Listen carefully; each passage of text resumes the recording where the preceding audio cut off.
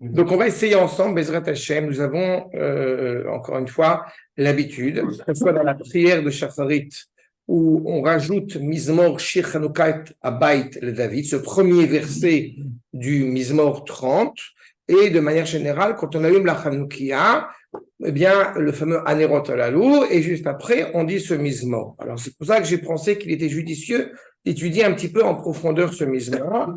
On va essayer, encore une fois, de se servir de les feuilles de source que je vous ai rapportées, mais encore une fois, je vais les prendre avec beaucoup plus de légèreté parce que, encore une fois, il y a des choses comme ça qui sont plus ou moins profondes et ce qui nous importe, c'est qu'est-ce qu'on va essayer de retenir en réalité de la valeur de ce Mizmor. Alors d'abord, évidemment, il y a, quand on voit le Mizmor, il y a une première question qui s'impose. Pourquoi ce Mizmor est? Qui l'a fixé? Quel est son contexte? Pourquoi est-ce que pendant toute l'année, on ne dit pas justement Mizmor Shir Chanoukat Abayit le David et qu'en particulier à Chanouka, on est pointilleux justement pour rappeler eh bien, le fait que l'inauguration du Beth Amikdash a été fait par David. Alors évidemment, vous allez tout de suite vous interroger en disant mais comment ça se fait qu'on parle de l'inauguration du Beth Amikdash par David alors que ce n'est pas David qui a inauguré le Beth Amikdash. J'aurais envie de dire avant même cette question-là, eh bien il nous faille comprendre la nuance entre Mizmor et Shir, entre ces deux termes-là qu'il va nous falloir aussi essayer de comprendre de quoi ils retournent. Mais je réponds à une question tout de suite sur la question de l'inauguration du Beth Amikdash par David. Alors, il y a en général deux raisons qui sont invoquées. Il y en a une qui est fausse et archi-fausse, donc ça nous permet en même temps de réparer cette erreur fondamentale. Et la deuxième, évidemment, qui est vraie. N'est-ce pas?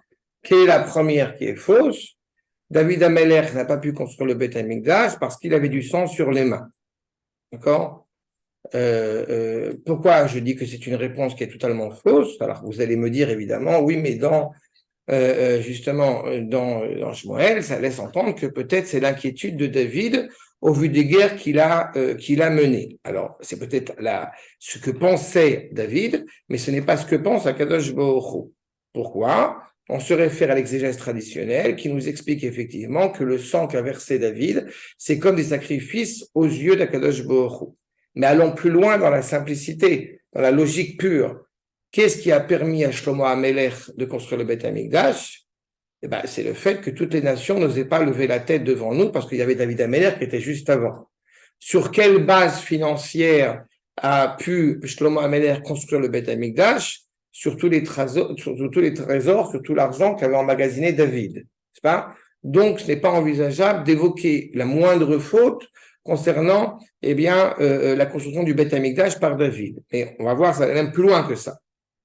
En revanche, la deuxième raison qui est évoquée notamment par le Rav David Kimchi est de savoir que si David HaMelech avait effectivement construit le Beth Amikdash, alors, le Beth Amikdash aurait été indestructible. Et par conséquent, il était judicieux que ce ne soit pas David qui le construise. On va comprendre la même chose pour Moshe Rabbeinu. Exactement, pour les mêmes raisons, tout à fait. Moshe Rabbeinu, c'est le roi Chaim HaKadosh qui le rappelle, et concernant David, qui avait déjà mis en place les plans pour construire le Beth Amikdash, c'est le Rav David Kimchi qui le construit. Alors vous pourriez me dire, évidemment, mais tant qu'à faire, c'est bien qu'il ne soit pas détruit.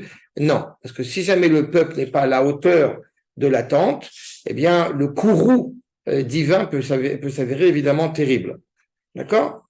Maintenant, avant de rentrer un peu plus dans ces détails, pourquoi est-ce qu'effectivement, malgré tout, on met en évidence la personnalité de David pour l'inauguration du Beth Amikdash? Vous avez de prime abord, pour bien comprendre la nuance qui existe dans le Mizmor que nous allons étudier ensemble, le commentaire, vous avez Makor numéro 2, pour bien saisir la différence entre Mizmor et Shir. D'abord, je pense que vous savez, c'est quoi l'Izmor? C'est couper, n'est-ce pas? C'est la même racine. Donc, face à l'Izmor, il y a effectivement la Shir, chanter. Voyons ce que nous dit le Rav Kook.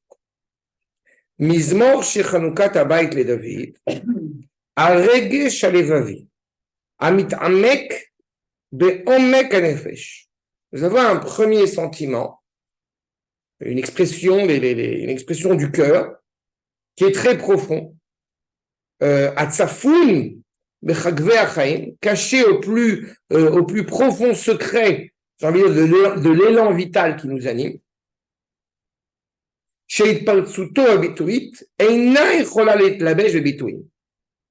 Que nous dit le Rav Kook? Ce sont des expressions très comme ça, très mélodieuses, très lyriques, mais que nous dit-il? Quand on parle d'un chant, de manière générale, vous avez deux approches. Vous avez un chant qui est construit, n'est-ce pas? Qui est très, voilà, très rationnel, qui va peut-être produire des émotions, mais qui est produit sur un schéma, sur une forme. Le rythme la rythmique de la poésie. Et puis, avant cela, il y a une sensibilité particulière. Cette sensibilité particulière qui est tellement intense qu'elle ne supporte pas l'étroitesse, j'ai envie de dire, de la parabole, de la parole, du mot. D'accord? Et c'est ce qu'il est en train de nous dire. Dans le Mizmor, vous avez une cisure entre chaque mot. Il y a une réflexion, il y a quelque chose auquel on va donner sens, mais qui va s'exprimer par un rythme, par un système, j'ai envie de dire, qui est très pointilleux, qui est très précis. Ce n'est pas, genre, si je me permettrais cette analogie, ce n'est pas l'écriture automatique. Et on a Shir, qui serait les élans du cœur, instantanés, spontanés, sans être attaché à quelque chose, encore une fois, qui est écrit, qui est retranscrit, qui a été réfléchi. Vous avez le Hallel le premier jour de Pessah, et vous avez la Shiratayam, le chant, n'est-ce pas, le dernier jour de Pessah. Le Hallel, c'est défini, c'est clair, c'est cadré. La Shiratayam, selon une partie, en tous les cas, des commentateurs, c'est quelque chose qui est sorti spontanément du cœur du peuple, qui n'a pas été réfléchi. Est-ce que dans le Mizmor, il y a une intention particulière à chaque mot? Oui, de toute façon, oui. C'est le gars qui me demande, est-ce que dans le Mizmor, il y a une attention particulière à chaque mot? Oui. D'accord? Parce que c'est ciselé, c'est extrêmement précis. Sauf que là, nous n'avons pas Mizmor, nous n'avons pas Shir, nous avons Mizmor Shir.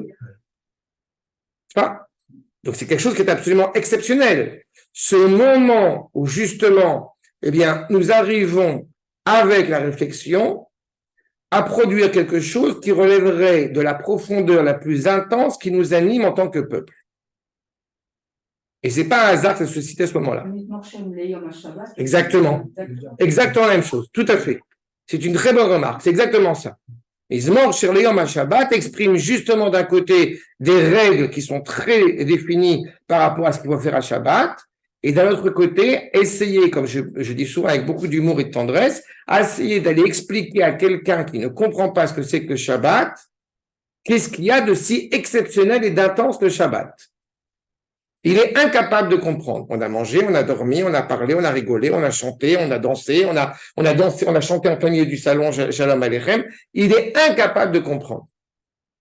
Et pourtant, cela s'inscrit dans des règles très précises. D'accord? Et pour ne pas le rappeler, mais le mariage implique aussi cela.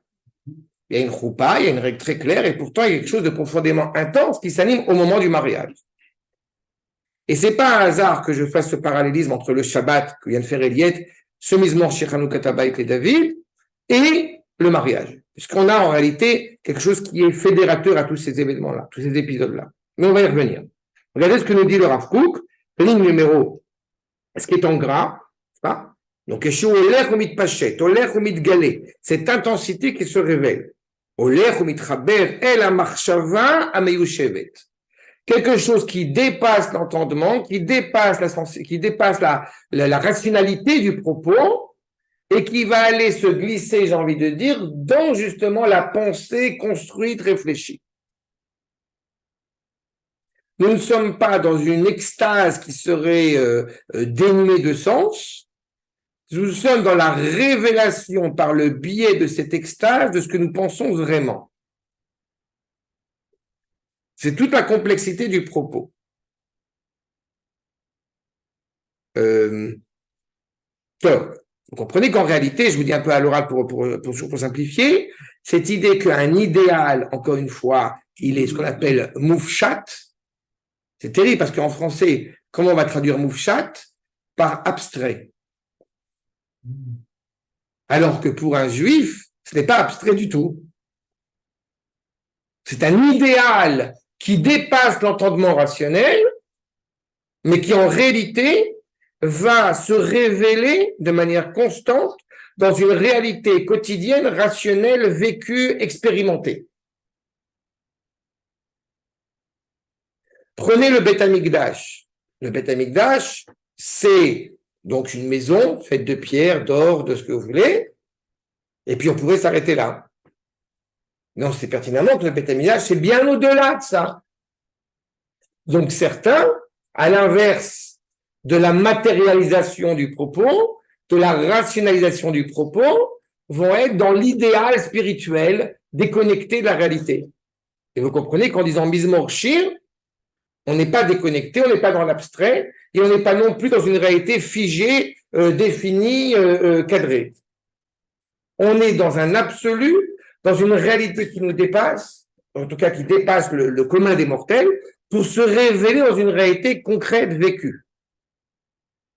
Si vous prenez David Ameller, c'est un vrai homme. C'est une vraie réalité, c'est un vrai soldat, il a vraiment pris des armes, il s'est vraiment battu, d'accord? Et d'un autre côté, son élan était constamment inscrit à vouloir servir à Kadosh Baruch Hu. Quand on va faire la tfila, on prend un sidour, on prend un livre, qu'est-ce qu'on a devant les yeux? Des mots.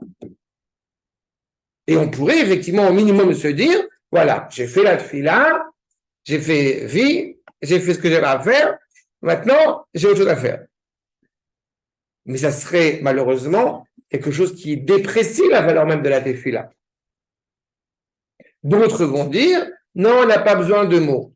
Le principal, dis ce que tu veux à Kadosh Baruch Hu, tu mets la carte dans la casse-pommade, Kadosh Baruch Hu il te donne, et c'est fini. Le principal, c'est tu dis ce que tu veux. Et nous, on a quoi? On a l'idée de dire, tu vas dire ce que tu veux, mais ce que tu veux, c'est inscrit dans le sidour. D'accord? Je donne plusieurs images pour qu'on comprenne bien en réalité à quoi effectivement on fait référence. Eh bien, dans cette apparition effectivement de Mizmor Shir, c'est pour mettre en évidence que nous avons cet idéal auquel nous aspirons, c'est-à-dire une proximité avec Akadosh Baruch Hu de manière très intense, qui se révèle justement dans le vécu, qui se révèle dans l'expérience, dans l'expérience vécue. Quand nous disons ce Mizmor, traditionnellement, eh bien, nous avons un moment de tension terrible. Pourquoi? Et c'est pas un hasard si on le lit aussi à Hanouka, parce que nous savons que à Tishri, le premier Beth Amikdash a été inauguré, que en Kislev, justement, le deuxième Beth Amikdash, et on évoque aussi le Mishkan en Nissan, mais on parle du Beit Sheni, qui a été inauguré en Kislev, et certains même maîtres que j'ai pu voir disent que le troisième Beth Amikdash sera en Cheshvan. Intéressant par rapport à ces 3 mois que nous venons d'évoquer. En tous les cas, quand il faut passer le Aaron Abrit, qui était dans le Mishkan, qui était dans le qu'on appelle en français le temple portatif, on doit le passer du Mishkan, qui n'a plus de sens, qui n'a plus lieu d'être, dans le Kodesh HaKodeshim, dans le Saint de Saints, au Beth Amikdash, au premier Beth Amikdash forgé par Shlomo HaMelech. Eh bien, il y a un petit problème que vous allez voir tout de suite, c'est que les portes, elles ne s'ouvrent pas. Exactement. Regardez ce que nous dit Makor numéro 3 dans le Midrash. Moshe ou Bnei Israël, Magid Sham Moshe, Shira, Kenegel Kol Israël. Donc Moshe, encore une fois, il a dit ce chant, Shira Achat Hi, Ve Alo Eser Shirot Hen. On a 10 chants comme ça qui ont été fondamentaux, qui ont été essentiels. Le 8e parmi eux, Hashimonit, Shamar, Shlomo HaMelech Shenema, Mizmor, Shir, Chanukat Habayit le David. Iné, notre Mizmor. Qui? Juste une demi-heure, hein, ça va arrêter. David Banaho. Est-ce que c'est David qui a construit le Beth Amikdash? Alors, Shlomo, maintenant, il est la question du Midrash. C'est Shlomo qui construit le Beth Amikdash. Veyaven Shlomo et Abayit, ou Matalmud Momar, Mizmor Shechanukat Abayit le David. Qu'est-ce que, justement, on vient nous enseigner en nous disant le Beth Amikdash qui a été construit par David? Les filles, chez Nathan David Nafsho, Alav Livnoto. Comme David, il a donné toute sa vie pour construire le Beth Amikdash, il était encore en train de fuir la tension qui existait avec Shaoul, il est avec Shmuel en train d'essayer de définir où on va construire le Beth Amikdash.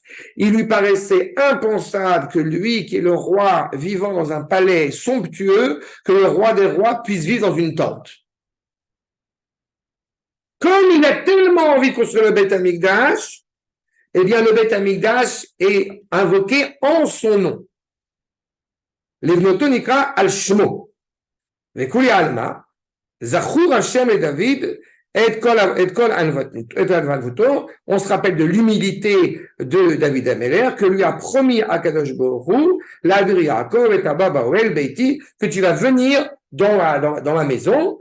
Et justement, c'est ce qui nous poursuit par la suite, que on reprend. À partir du moment où il a fallu ouvrir les portes pour pouvoir y inscrire le Kodesh à Kodashim, les portes sont fermées et uniquement quand on invoque le nom de David, alors les portes s'ouvrent.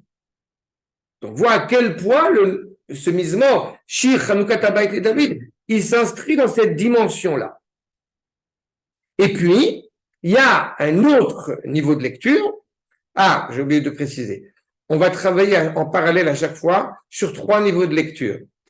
Le premier niveau, ce que je viens de vous montrer maintenant, avec David Améler. Le deuxième niveau, c'est le Mashiach ben David. On est à la fin des temps. Ce qui n'est pas sans rappeler que Hanouka est une des fêtes qui va être fixée pour toutes les générations dans le Midrash de Mishlei.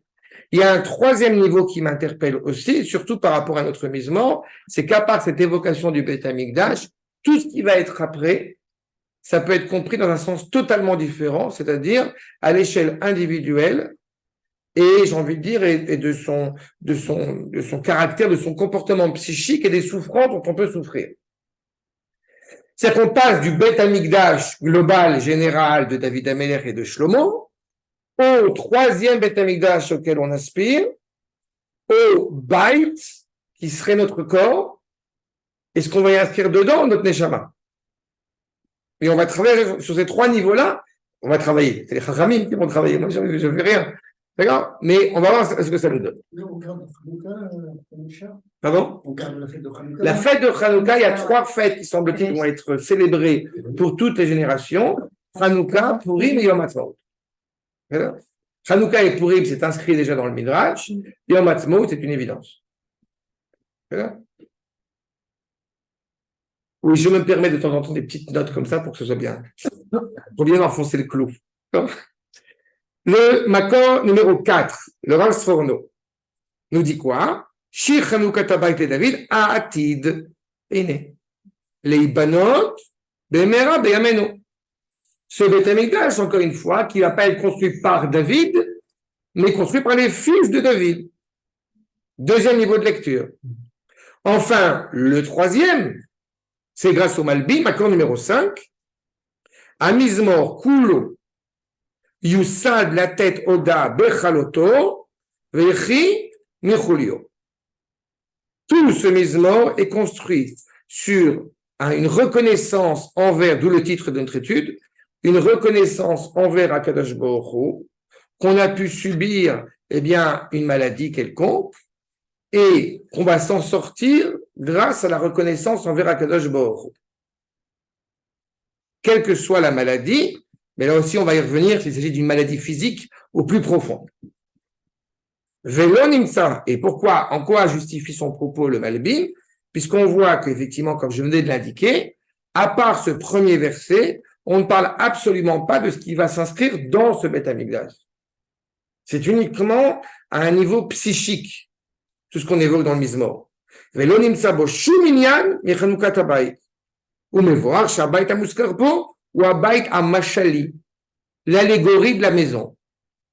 Le corps qui accueille la neshama en lui. Le corps étant la maison. Ou agouf, shiuma'on la nefesh, ou bait l'adam apnimi shochel vedar bekirbo. On dit cette écorce corporelle, okay, qui inscrit en elle, eh bien, ce nefesh, cette neshama, cette volonté d'Akadosh Baruch Hu en lui. Vous savez pertinemment que la raison essentielle pour laquelle des choses absolument terribles, comme le suicide ou comme l'euthanasie, pourquoi sont-elles des choses problématiques? Parce que notre corps ne nous appartient pas. Je dis ça, c'est terrible de tous les côtés, parce que la souffrance qui est, on connaît toute la problématique qui est soulevée aujourd'hui dans les différentes sociétés, dans les différentes civilisations, mais c'est justement parce que notre corps ne nous appartient pas. On est cette écorce pour accueillir justement, eh bien, ce nefesh, ce neshama. Nous poursuit le Malbim, vous avez ce qui est souligné, à Gouf Achomri, ou Ragbeit Chomer le Shifta, Kol Yeme Eyota, Be Metsuda. C'est l'écorce, c'est c'est pas l'écorce le terme en français. Je sais plus. C'est on dit l'écorce? L'écorce matérielle, quoi. On va te dire un Metsuda. C'est le château fort qui va accueillir cette Neshama et qu'il faut qu'on essaie de la garder la meilleure possible, le plus longtemps possible. L'enveloppe, voilà. Peut-être l'enveloppe corporelle, si on peut. Okay. D'accord? Mais donc, c'est effectivement cette idée. Donc, c'est dans cet esprit-là qu'on lit ce Mizmor. Voyons la suite. Reprenons le Mizmor. Aromimka Hashem, ki dilitani, velo simarta oivai li. Aromimka Hashem, donc je vais t'élever, si je traduis littéralement, ki dilitani. C'est quoi l'idlot? C'est puiser de l'eau. On élève le dli, n'est-ce pas? Il est là pour justement m'élever. Mais dans cette réalité, c'est aussi dal. Je suis pauvre. Donc, dans cette réalité où j'ai pu me trouver dans une extrême difficulté, l'osimarta. C'est qui l'osimarta? C'est Akadosh Baruch Hu. Akadosh Baruch Hu ne se réjouit pas, oivai li, pourquoi oivai li? On aurait pu dire oivai, c'est tout, mes ennemis. Oivai li. Ils ne sont pas seulement mes ennemis, mais qui se comportent avec moi, encore une fois, avec dureté. Ça, vous avez regardé, s'il vous plaît, ma cour numéro 6. Mais ok, nous dit le Aras Forno, Nasata oti, al kol haumot haolam. Dilitan, c'est-à-dire qu'en réalité, eh bien, tu m'as élevé parmi toutes les nations. Velo simarta, shechashvu lechalotenu. On reprend sur 3 niveaux de lecture. Premier niveau, le rapport à la nation. À savoir qu'il est possible, encore une fois, que pendant 2000 ans d'exil, il y a quelques nations qui n'ont pensé qu'à une seule chose, nous détruire. Genre, imaginons pendant une seconde que pendant un exil de 2000 ans, peut-être certains goïms ont voulu nous détruire. C'est-à-dire, bon, Hachem, aujourd'hui, on voit bien à quel point ils nous aiment tous, surtout à l'ONU, on a vu. En tous les cas, le fait c'est que dans cette réalité-là, eh bien, c'est ce que dit Rashi, Akadosh Baruch Hu ne leur a pas permis de se réjouir. Regardez Rashi. Makom numéro 7. Kemo alay, shayu omrim en le David chelek lamaba. Comme ils ont pu dire, David comprenait le peuple juif dans son entité, vous n'avez pas de part au monde futur, Sheraou chez Bishvilo, Niftechu al-Datot l'Aaron. Ceux qui voulaient être critiques à l'égard de la virulence, à l'égard de la grandeur de David, et que, voilà, il n'a pas consommé Taïga parce qu'il a versé du sang, etc., ils ont pu se rendre compte par eux-mêmes à quel point, encore une fois, Akadosh Baruch Hu a profondément pardonné David pour une quelconque faute qu'il aurait pu commettre, justement, et que ceux qui étaient les haineux de David, eh bien, ont pu l'apprécier à sa juste valeur. Donc, premier type d'ennemi au sein même, malheureusement, du peuple en interne. Le Malbim, regardez ma cour numéro 8, Shaliede Chulio, Samchou Ilai. Ils ont vu la situation absolument dramatique dans laquelle le peuple se trouve, la situation de maladie dans laquelle il se trouve, et ses ennemis, évidemment, vont penser qu'il va totalement, Israël va totalement dépérir, et c'est à la guerre, je veux dire, c'est parfait.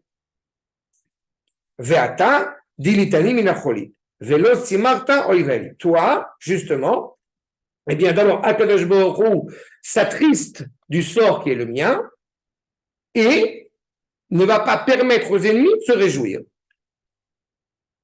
C'est le sens, encore une fois, que nous voyons dans ce deuxième verset. On peut s'interroger pourquoi mes ennemis se réjouiraient-ils? A priori, quand on a affaire à des réalités, encore une fois, de guerre, alors on peut comprendre que oui, il y a l'ennemi, on se réjouit. Mais à part ceux-là, à part ceux qui sont virulents, qui sont en train de se battre, on pourrait se dire quand même que le monde entier n'aura pas la permission de se réjouir au moment de la chute, au moment du dépérissement que Dieu préserve d'Israël, et aussi à l'échelle individuelle par rapport à la vôtre. Il y a quand même des gens individuellement qui ne sont pas si tordus et si pourris que ça dans le monde vis-à-vis d'Israël. On pourrait le penser quand même. Essayons d'être gagnants. De cela, nous passons au commentaire du Rav Kook. Aroeka Hashem qui dit litanie, dans manière 9, pardon. Kol itromemut, ve agpat ha'erech ha'amiti shel ha'adam, eina chashuva liot mevuseset. Là, je me préoccupe de prendre vraiment le texte du Rav parce qu'il est très précis. Toute élévation de la dignité humaine. Eina chashuva liot mevuseset. C'est une réalité. Un être humain, encore une fois, avec tout ce que sa dignité représente, elle n'a pas besoin d'être raffermie. On doit pas rentrer dans un contexte de dire un être humain. Encore une fois, je ne parle pas uniquement d'une réalité biologique, je parle encore une fois morale, le sens même de la dignité humaine. On n'a pas besoin de justifier ou d'injustifier la réalité d'une dignité humaine. Dès que le monde s'élève et qui est à la mesure, à la hauteur de ce qu'on attend d'un être humain, alors on va l'honorer en tant que tel. N'est-ce pas? Kim, Kesheiba et Tafkida Amiti. Quand elle honore son rôle, là je parle vraiment à l'échelle globale. Ce qui est dramatique, encore une fois, au risque là de me répéter, et ce qui est dramatique, c'est qu'aux yeux de certains, ce qu'ils n'arrivent pas à entendre et qu'ils n'arrivent pas à intégrer, c'est que nous avons des gens qui, biologiquement parlant, sont des êtres humains et qui se comportent exactement à l'inverse. Et ça bouleverse l'esprit éclairé d'être confronté à cette réalité-là. Mais c'est un fait. Donc, on va se réjouir d'autant plus quand, justement, nous voyons un être humain qui se comporte à la mesure de ce qu'il doit se comporter objectivement. C'est pas une réalité subjective, ce n'est pas dû à une souffrance quelconque. Non, un homme est digne de ce nom ou non. Et la Rome Elion, chez la Maouta Atzmit, chez la Dame, Bekishuro, Imaavaya Kula. Dans la mesure où un homme est digne de ce nom, il va être en accord avec la volonté du Créateur. Pourquoi Akadosh Baruch Hu s'attristerait-il de cette réalité-là? Parce que là, encore une fois, il y a deux niveaux.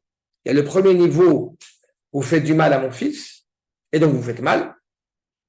Et le deuxième niveau, c'est que tout mon projet, dirait Akadosh Baruch Hu, est totalement souillé par vos méfaits. Donc, je ne peux pas me permettre de vous réjouir. Quand Am Israël va s'élever, le monde s'élève. On l'a déjà souvent évoqué. Quand Am Israël, que Dieu préserve, est mis à bas, est mis en ballottage, est mis en état de souffrance, eh bien le monde aussi, il perd. C'est ça qui est indiqué ici. Alors, on est cas, c'est qu'on est déjà dans cette élévation constante, encore une fois, qui est évidemment inspirée par Akadosh Baruch Hu, parce que l'homme est à la hauteur de ce qu'il doit être. Maintenant, que se passe-t-il quand, justement, ou peut-être j'avance encore un petit peu, quand l'homme est digne de ce nom, il ne fait qu'un avec le Créateur. Cette séparation possible est un drame. D'accord? Vous avez ici la suite.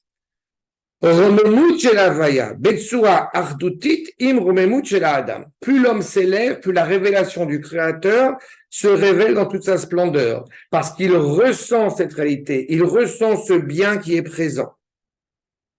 Et à l'inverse, comme je l'ai dit, quand l'homme descend, quand la dignité d'Israël est en perte, est en chute, cela a des implications, encore une fois, à l'échelle du monde entier.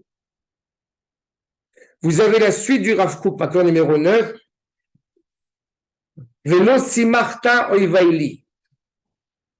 Vous avez le verso.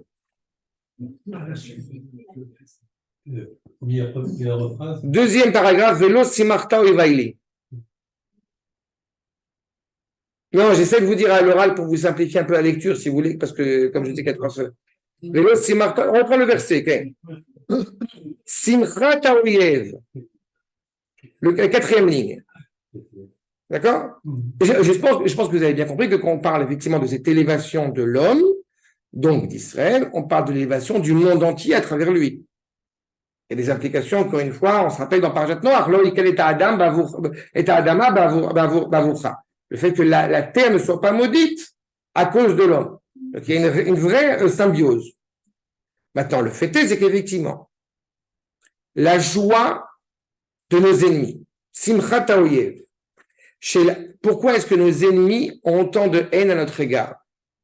Alors, vous pourriez me dire, bah oui, c'est normal, puisqu'on est dans une région où on veut leur prendre leur terre, et c'est notre terre, etc. Alors, dans ce cas-là, pourriez-vous m'expliquer pourquoi est-ce que sur tous les pays qui ont dit à l'ONU qu'il fallait absolument faire le cessez-le-feu, vous avez des pays, non seulement il n'y a pas de juifs chez eux, mais je ne savais même pas qu'ils existaient. Bon. À l'inverse, vous avez la Micronésia, qui eux nous adorent depuis des années, mais voilà. D'accord? Non, mais on a des endroits dans le monde, on n'a aucune relation avec eux. Et on ne pourrait pas se contenter de dire, oui, mais c'est à cause des Américains et je ne sais quoi d'autre. Il faut bien qu'il y ait une réalité qui est plus profonde que cela.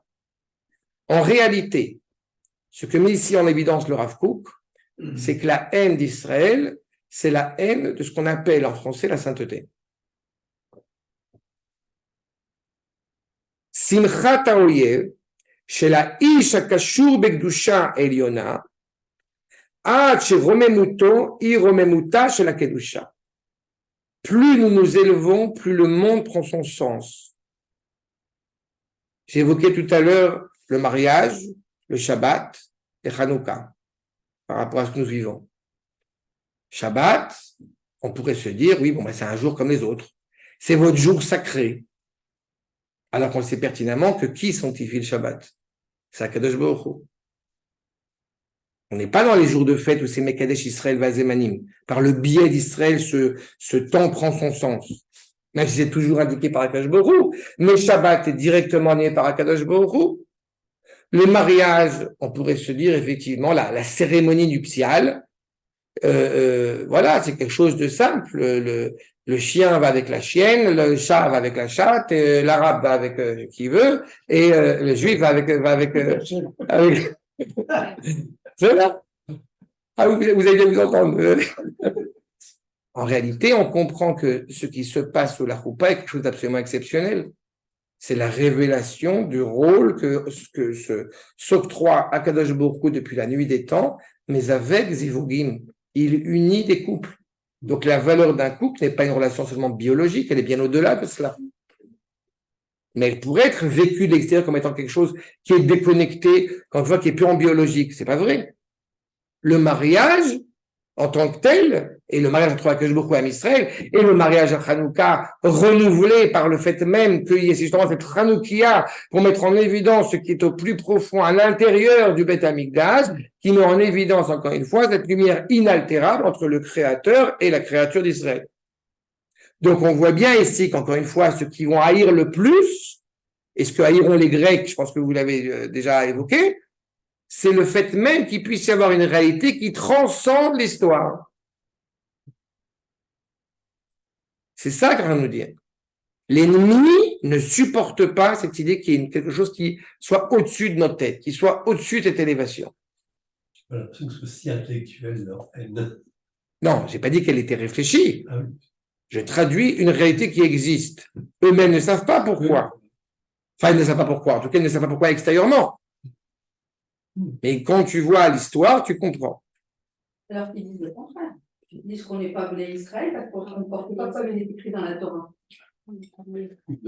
Mais ça, c'est justement ce qu'a prétendu la chrétienté pendant des siècles, à savoir que tu es juif par rapport à ce que tu fais. Et nous, justement, ça voudrait dire qu'en réalité, eh bien, son appartenance au judaïsme dépend d'une réalité qui est palpable, qui est matériellement palpable. Alors qu'en réalité, ça dépasse justement cette identité-là, cette idée-là.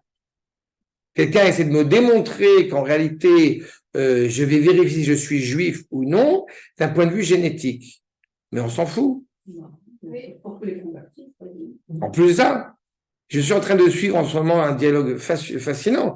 Je pense que certains d'entre vous y étaient d'ailleurs, parce qu'ils sont diffusés maintenant sur YouTube. La conversation entre le Rav Cherki et Onfray. Elle est en ligne maintenant sur YouTube. Et bon, alors, il parle de sa judaïcité qu'il a découvert. Mais d'abord, lui, il a grandi dans le catéchisme, etc. Mais ce qui est intéressant, c'est intéressant parce qu'il c'est un homme intéressant, c'est pas une question de ça. Mais j'ai trouvé intéressant le fait sa démarche. J'ai fait une recherche génétique, j'ai pu voir que j'étais juif. Mais malheureusement, il ne comprend pas ce que ça veut dire. Parce qu'on reste à ce niveau-là.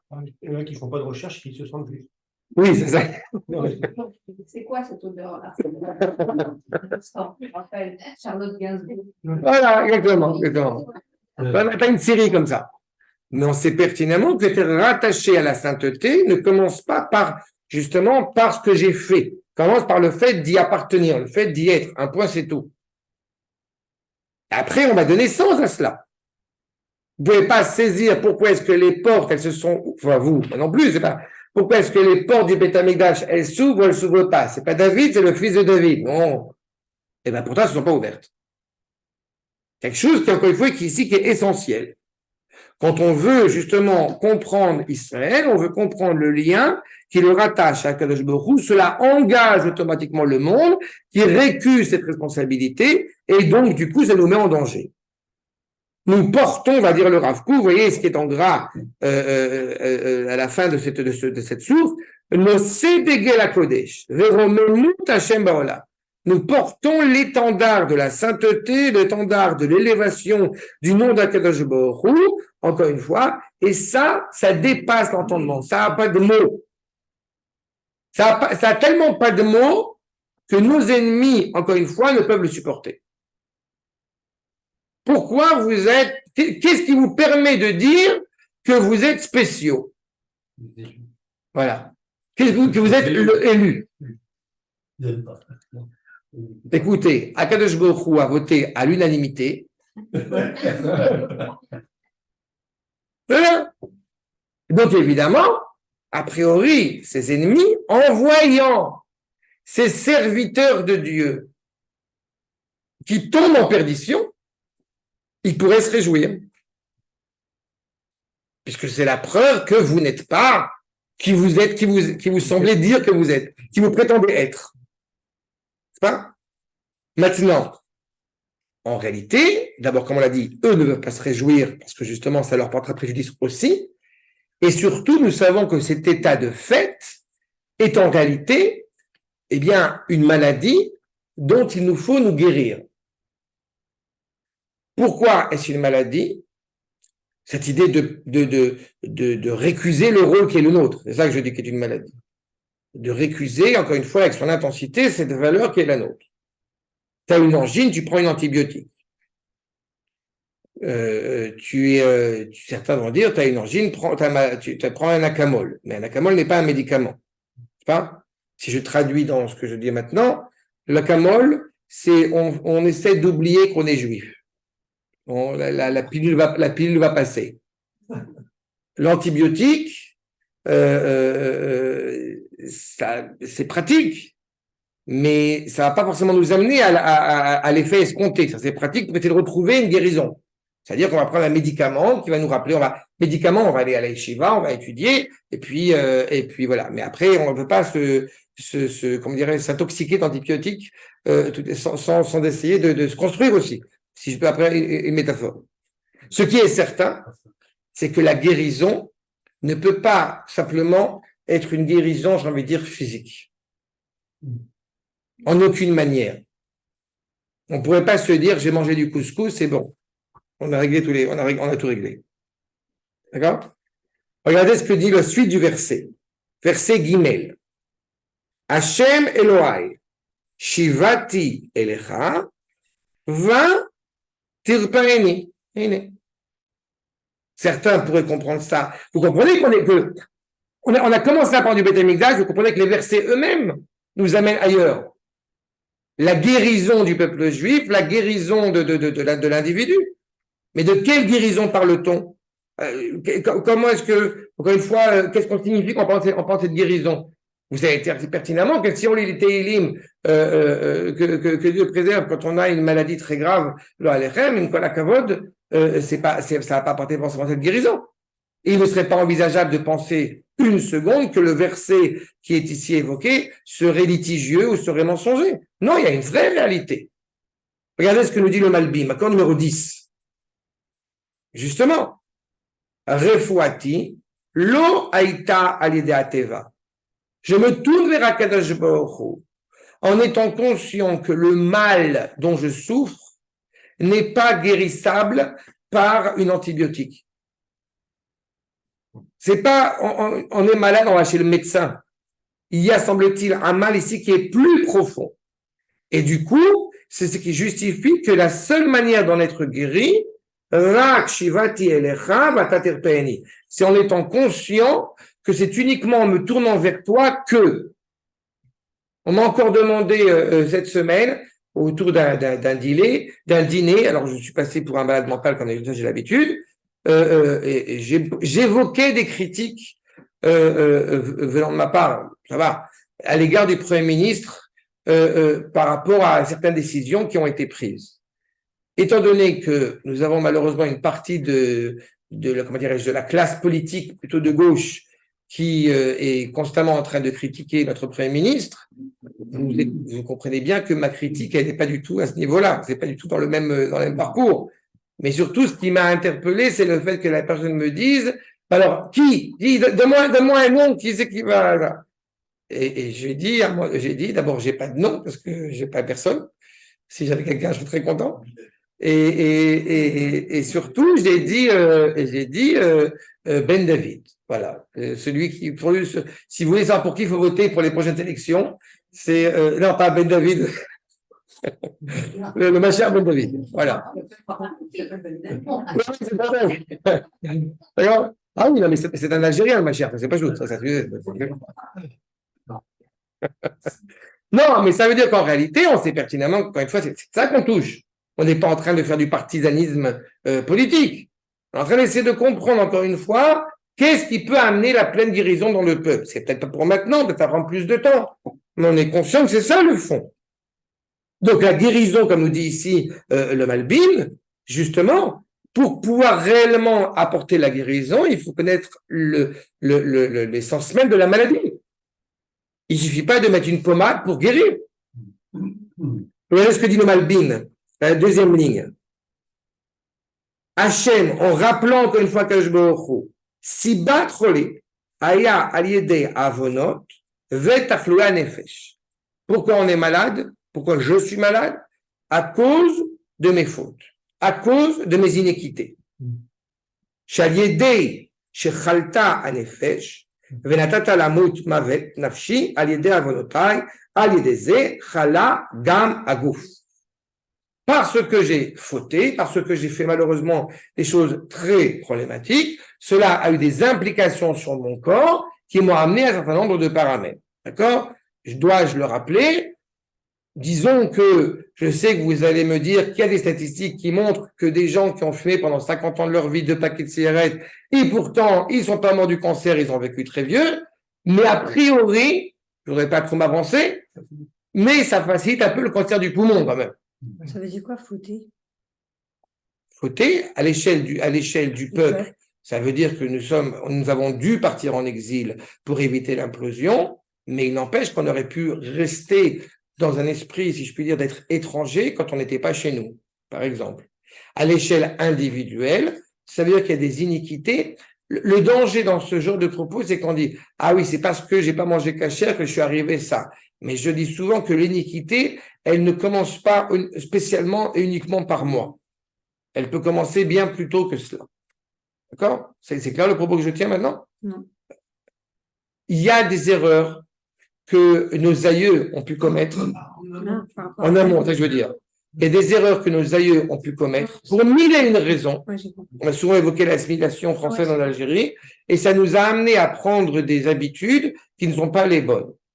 Et il est très difficile, encore une fois, de trouver, et c'est pour ça que c'est beaucoup plus compliqué, de chercher, encore une fois, le remède à cette maladie.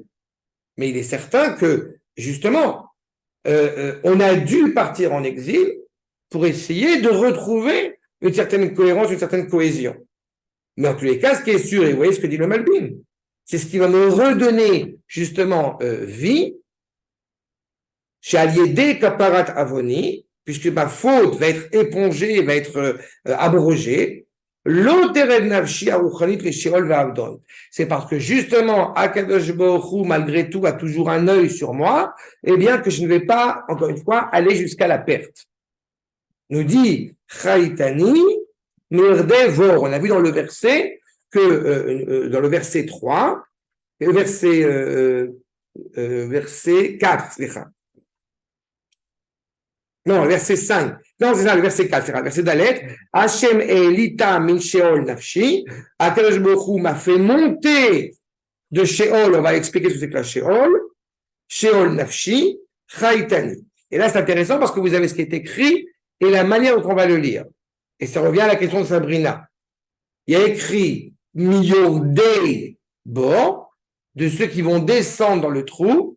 Et il faut lire Miyordei Bo, de cette descente dans le trou. Le bord, n'est-ce pas? Le trou, on l'a vu avec Yosef, c'est un puits sans fond.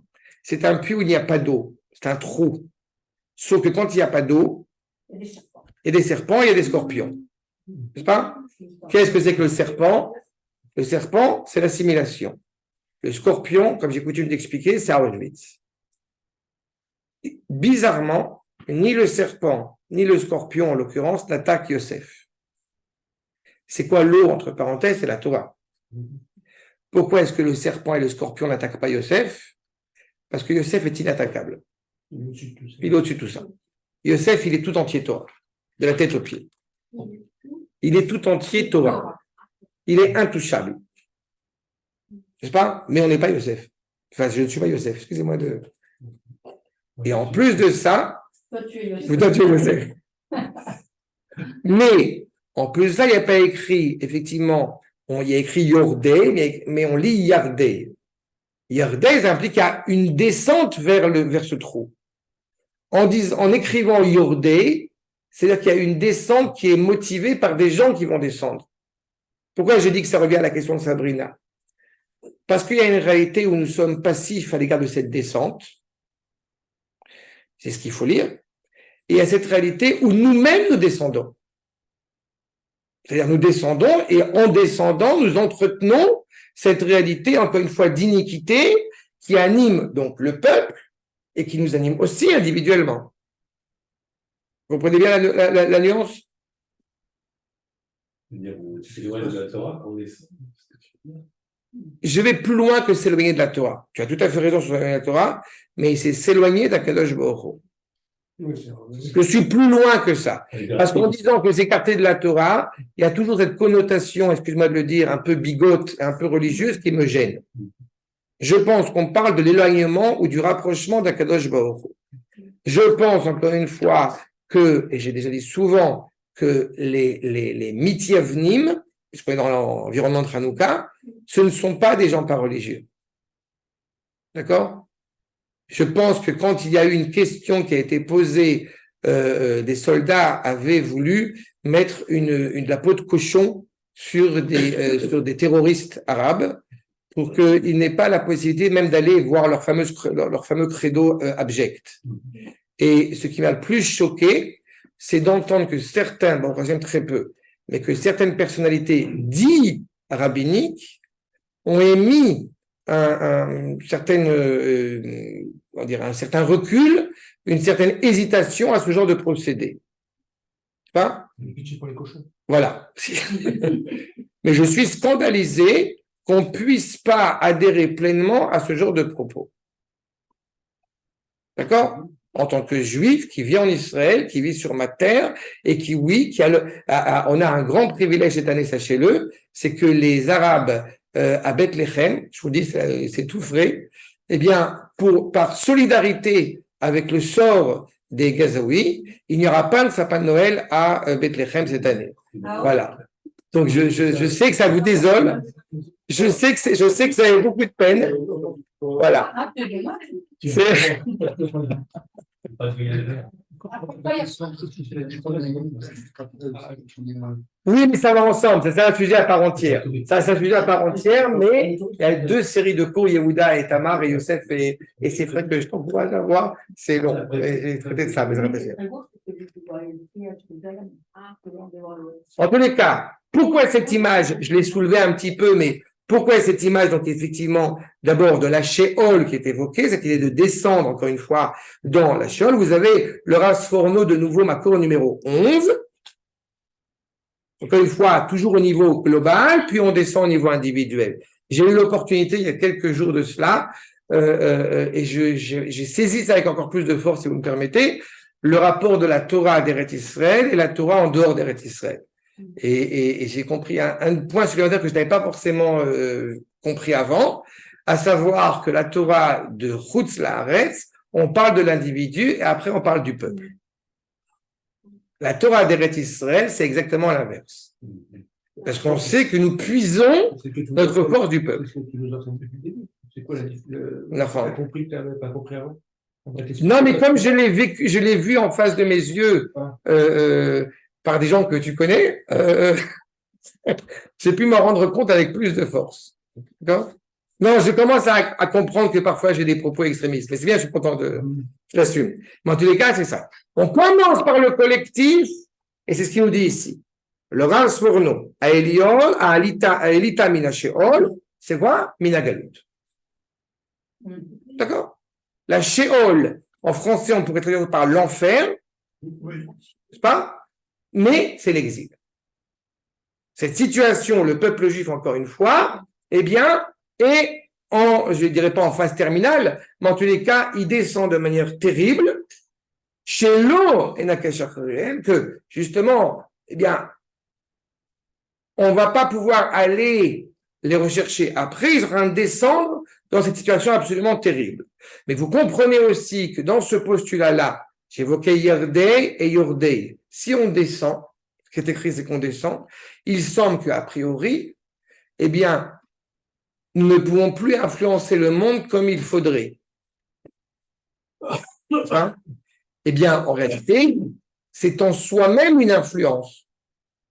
Si nous n'influençons pas le monde comme il doit, le monde ne peut pas bénéficier de la bénédiction à laquelle, encore une fois, nous sommes habilités à donner, à octroyer. Nivrechu becha kol mishpachot ha'adama, comme il est dit à Abraham Avinu, c'est par le prisme de Abraham qu'il peut y avoir de la bénédiction sur terre. Donc, si le Ham Israël n'est pas en bonne santé, le monde n'est pas en bonne santé. Et donc, cette descente dans la Sheol, évidemment, est absolument terrible. Poursuit le Ramat Vali. Iné, Gvar Yedoua, Makor numéro 12, Shagalut Omelegenom, comme on l'a vu à l'instant. L'exil ressemble justement à l'enfer. Ben Mipnei Atzarot, Ben Mipnei Atumot. Vous avez ici les 2 maladies les plus terribles du peuple juif. L'une, les pogroms, les misères qu'on traverse. Les autres, l'impureté, due à l'impureté. Étant en exil, on n'a plus la possibilité ni d'être pur, ni même de se purifier, voire même de tomber, n'est-ce pas, dans ce qu'il y a de plus terrible, effectivement, puisque, encore une fois, on s'oublie dans cette identité. Pourtant, aujourd'hui, en Israël, on n'a pas non plus la possibilité d'être pur. J'ai évoqué cela dans une autre étude sur le fait qu'à partir du moment où la majorité du peuple juif est impur, on peut tout à fait recommencer le travail dans le Beth Amikdash dans cet état d'impureté. Mais comme j'ai dit, il y a 2 nuances. Il y a la notion de pureté et d'impureté, et la notion aussi de purification possible. Tu peux être dans un état d'impureté, comme on peut être encore en Israël pour le moment, puisqu'il n'y a pas eu la vache rousse, mais malgré tout, eh bien, on n'est pas dans un état de, comment dirais-je, d'impurification. D'accord? Alors qu'en dehors d'Eretz Israël, malheureusement, dois-je le rappeler, ne serait-ce que parce qu'il y a le plus terrible au niveau de l'impurification du peuple juif, c'est l'assimilation. D'accord? Arshad. Et ça aussi, c'est le résultat, c'est le fruit malheureusement de notre exil. Mais c'est les deux fautes, encore une fois, auxquelles on est confronté en exil. Vous vous rappelez que la première chose qu'ont fait Ezra et Nehemia avec les familles juives, qui sont arrivés à l'époque du deuxième Beth Amikdash, et ils ne le faisaient pas méchamment, mais ils étaient, comme vous le savez, mariés pour une grande partie d'entre eux à des non-juifs, et Ezra et Nehemia ont fait le ménage. Ce qui est impressionnant, c'est le fait qu'ils aient fait le ménage, mais surtout que les familles qui y étaient présentes ont accepté cela avec, je ne sais pas si c'était de gaieté de cœur, mais en tout cas, ils l'ont accepté. Assad. Ok. Une question? Ah, il y a des gens qui ont même mis mute, pardon. On va les aider à mettre mute. C'est dans les tiroirs là-bas. Ah oui, on a la privilège d'avoir Eva qui est présente. En tous les cas, donc on comprend effectivement ce contexte dans lequel, effectivement, eh bien, nous voulons être guéris. Mais est-ce que le fait des sorties du trou, on a atteint la guérison? Parce qu'on veut la guérison. Il ne faut pas simplement, comme je dis, on ne veut pas l'antibiotique. On ne veut pas seulement ne plus avoir de fièvre. On veut avoir beaucoup plus que ça. De quoi, Eva? Il ne faut pas trop demander non plus. Et pourquoi pas? Tant qu'à faire. Ah non, là, c'est vrai. Mais tu es d'accord avec moi qu'en tant que finalité, on ne veut pas seulement. Regardez ce que dit Rav Kook. Maintenant, numéro 13. D'abord, vous avez remarqué que dans le verset, on dit Hachem Elohai, on se tourne vers lui, avec ce lien privilégié entre lui et nous. Anashre alai et Elohouto. Si c'est Elohai, c'est-à-dire que je vous réside en moi, réside sur moi. Amiucha, l'école briota, keilu, rak abria azot, il est vada shelo. En mettant, alors qu'Akadosh Baruch Hu réside sur le monde entier, j'ai envie de dire sur toute la réalité, mais on a un lien privilégié. J'ai toujours eu l'occasion de rappeler cette citation de M. Edmond Flegg, que nous sommes le seul peuple qui tutoie Dieu. Ça, dans toutes les traditions, il est appelé à la troisième personne du singulier, mais on a un rapport très privilégié, n'est-ce pas, avec Akadosh Baruch Hu. Baruch Ata, on a une proximité.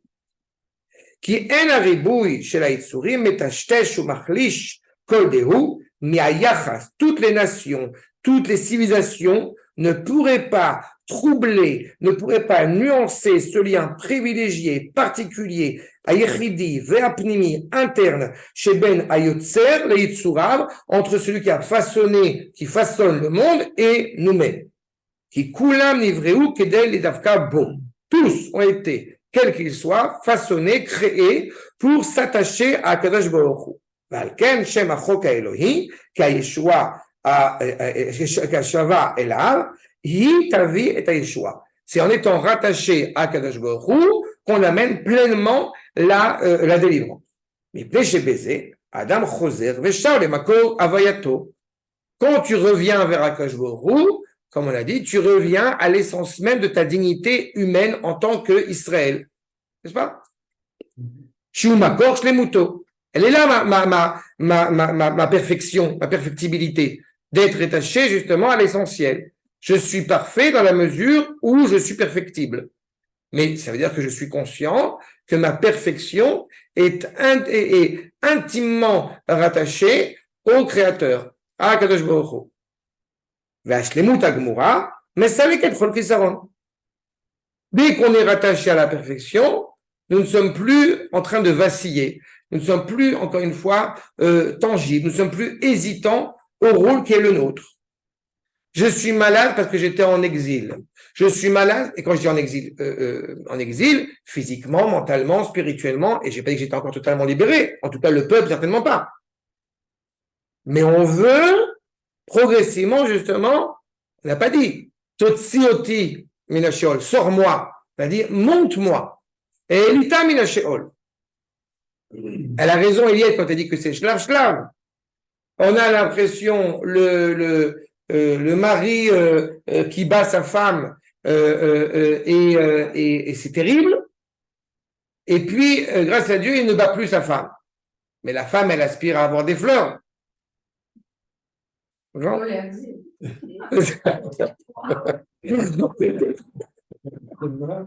Ça se dépend, au moins des ronces. Ah, ça. Alors, le raccourci. Hachem elita min sheol nafshi. Ayerida shel achayim. C'est descendre, encore une fois, de cet élan vital. On va dans un état de coma, on a les membres essentiels qui fonctionnent, mais encore une fois, on n'est pas dans ce sentiment de cette dynamique, encore une fois, de cette vitalité à laquelle nous aspirons. Donc, si je me répète, ce n'est pas seulement de retrouver la faculté de mes membres, c'est aussi de pouvoir pleinement vivre et exploiter cette volonté qui est la volonté elle-même d'Akadosh Baruch Hu.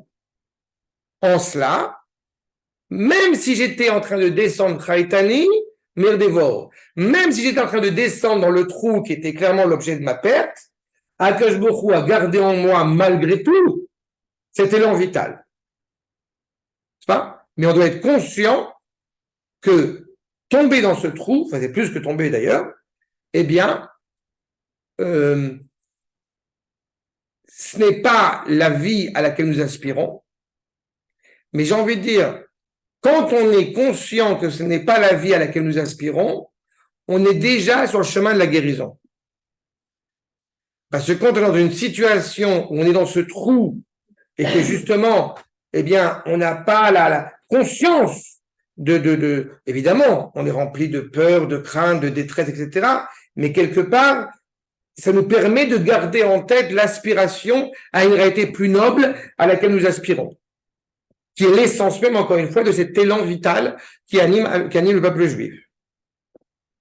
Peu importe la profondeur dans laquelle on peut se retrouver. Achab. Donc, Hashem elita min sheol, nafshi chaitani. Donc, comme on a dit, c'est tout le processus de la teshuva de retrouver cet élan vital qui semblait nous être perdu.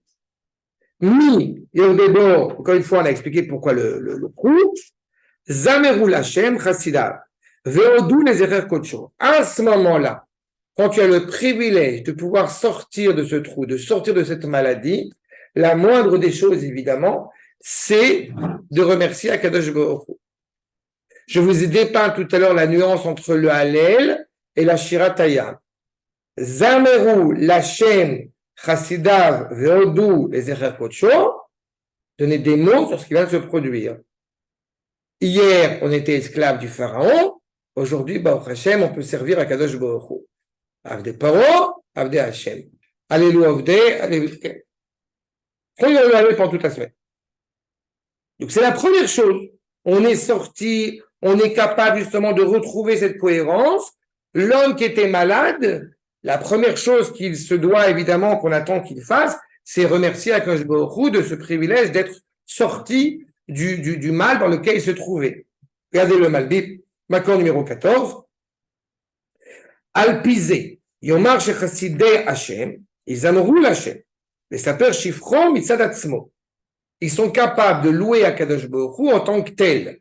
Vous remarquerez que Chassidei Hashem, ça implique que ce sont des gens qui sont aussi animés par cet amour d'Akadosh Baruch Hu par nature, et que cet amour a été bouleversé par différents épisodes qu'ils ont pu traverser, pas parce qu'on est proche d'Akadosh Baruch Hu, parce qu'on est étudiant en Torah, qu'automatiquement, voilà, on est parfait, on n'a pas de problème, on n'a pas de haut et de bas, mais on sait aussi honorer Akadosh Baruch Hu quand on en a le moyen, quand on en a les privilèges. Vegam Odu, chez Aoda ou à la Tovot, chez Asa, chez Zemeyuchat et Zecher Kocho. Donc, non seulement on va louer Akadosh Baruch Hu, mais ceux qui ne sont pas capables de louer Akadosh Baruch Hu, ils vont avoir au moins, j'ai envie de dire, la démarche de remercier Akadosh Baruch Hu pour ce qu'il a fait. C'est la moindre des choses, hein? Ça paraît logique. savez, un des maîtres chez qui j'ai le privilège d'étudier, on est au mois de Kislev, donc je me rappelle toujours de cet enseignement que je trouve absolument terrible. Le 19 Kislev, vous avez le Baal Atania qui est sorti de prison.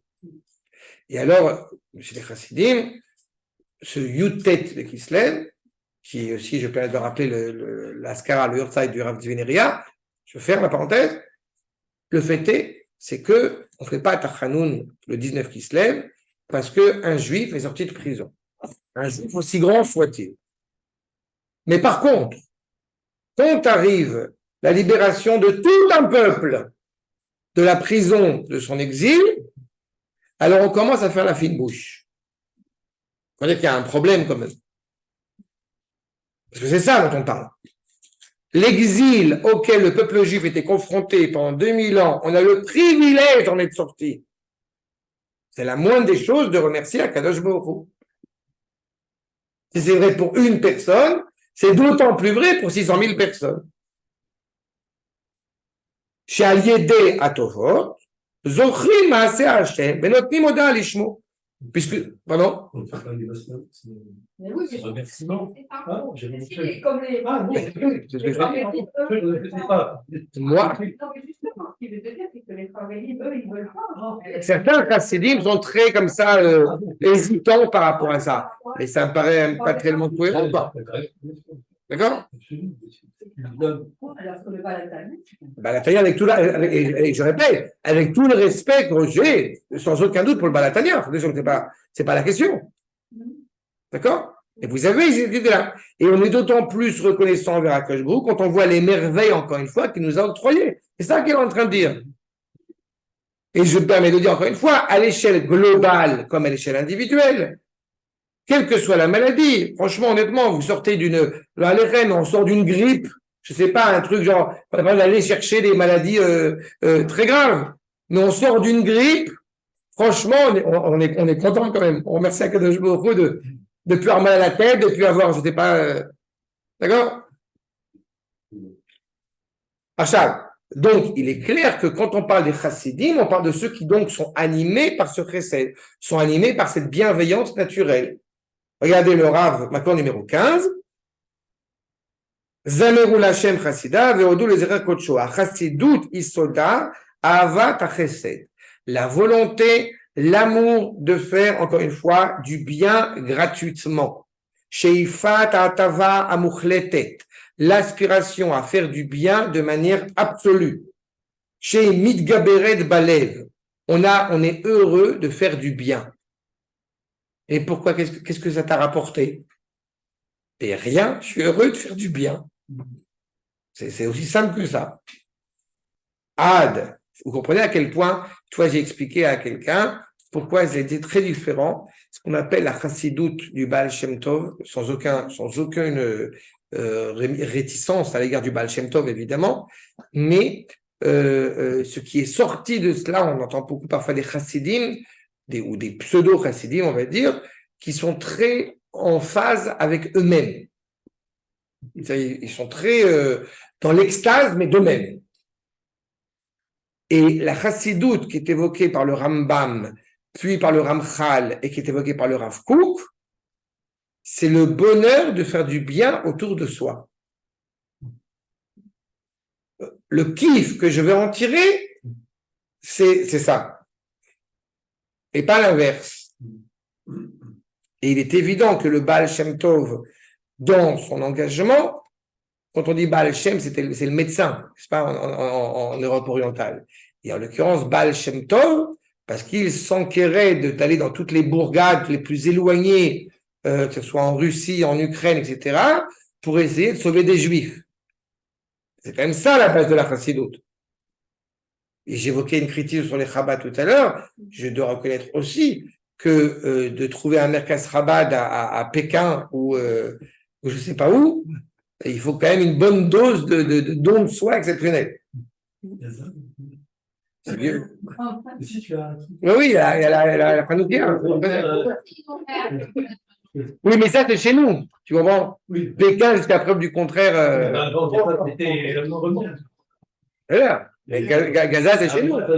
Gaza, c'est chez nous. Même si on a du mal, malheureusement, à le reconquérir, mais Gaza, c'est chez nous. Ça. Après, si Dieu veut, on va s'occuper des stations de ski dans le Liban et voilà. Non, je sais que à force de le dire, peut-être ça va venir. Je pense qu'il faut mener la guerre aussi à Courchevel, à Val Thorens et à Albertville, aux Deux-Alpes, parce que voilà. Non, parce que bon, voilà. Mais là, tu sais qu'il vient de Lyon, Stan, donc il comprend tout à fait le sentiment de ceux qui aiment le ski. Il n'y a Voilà. pas de travail là-bas. Non, il y a, mais c'est pas encore Eretz Israël. Pour des gens qui ne sortent pas en dehors d'Eretz Israël et qui aimeraient bien faire du ski, voilà. Ils ont ouvert un Megève apparemment.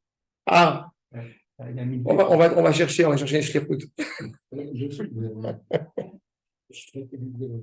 Bref, en tous les cas, c'est inscrit profondément, nous dit le Rav Kook, dans, encore une fois, la volonté naturelle du peuple juif d'être bienveillant, de faire du bien autour de soi. C'est la chassidoute, c'est l'essence même de cette chassidoute, encore une fois, Odou les erreurs kocho.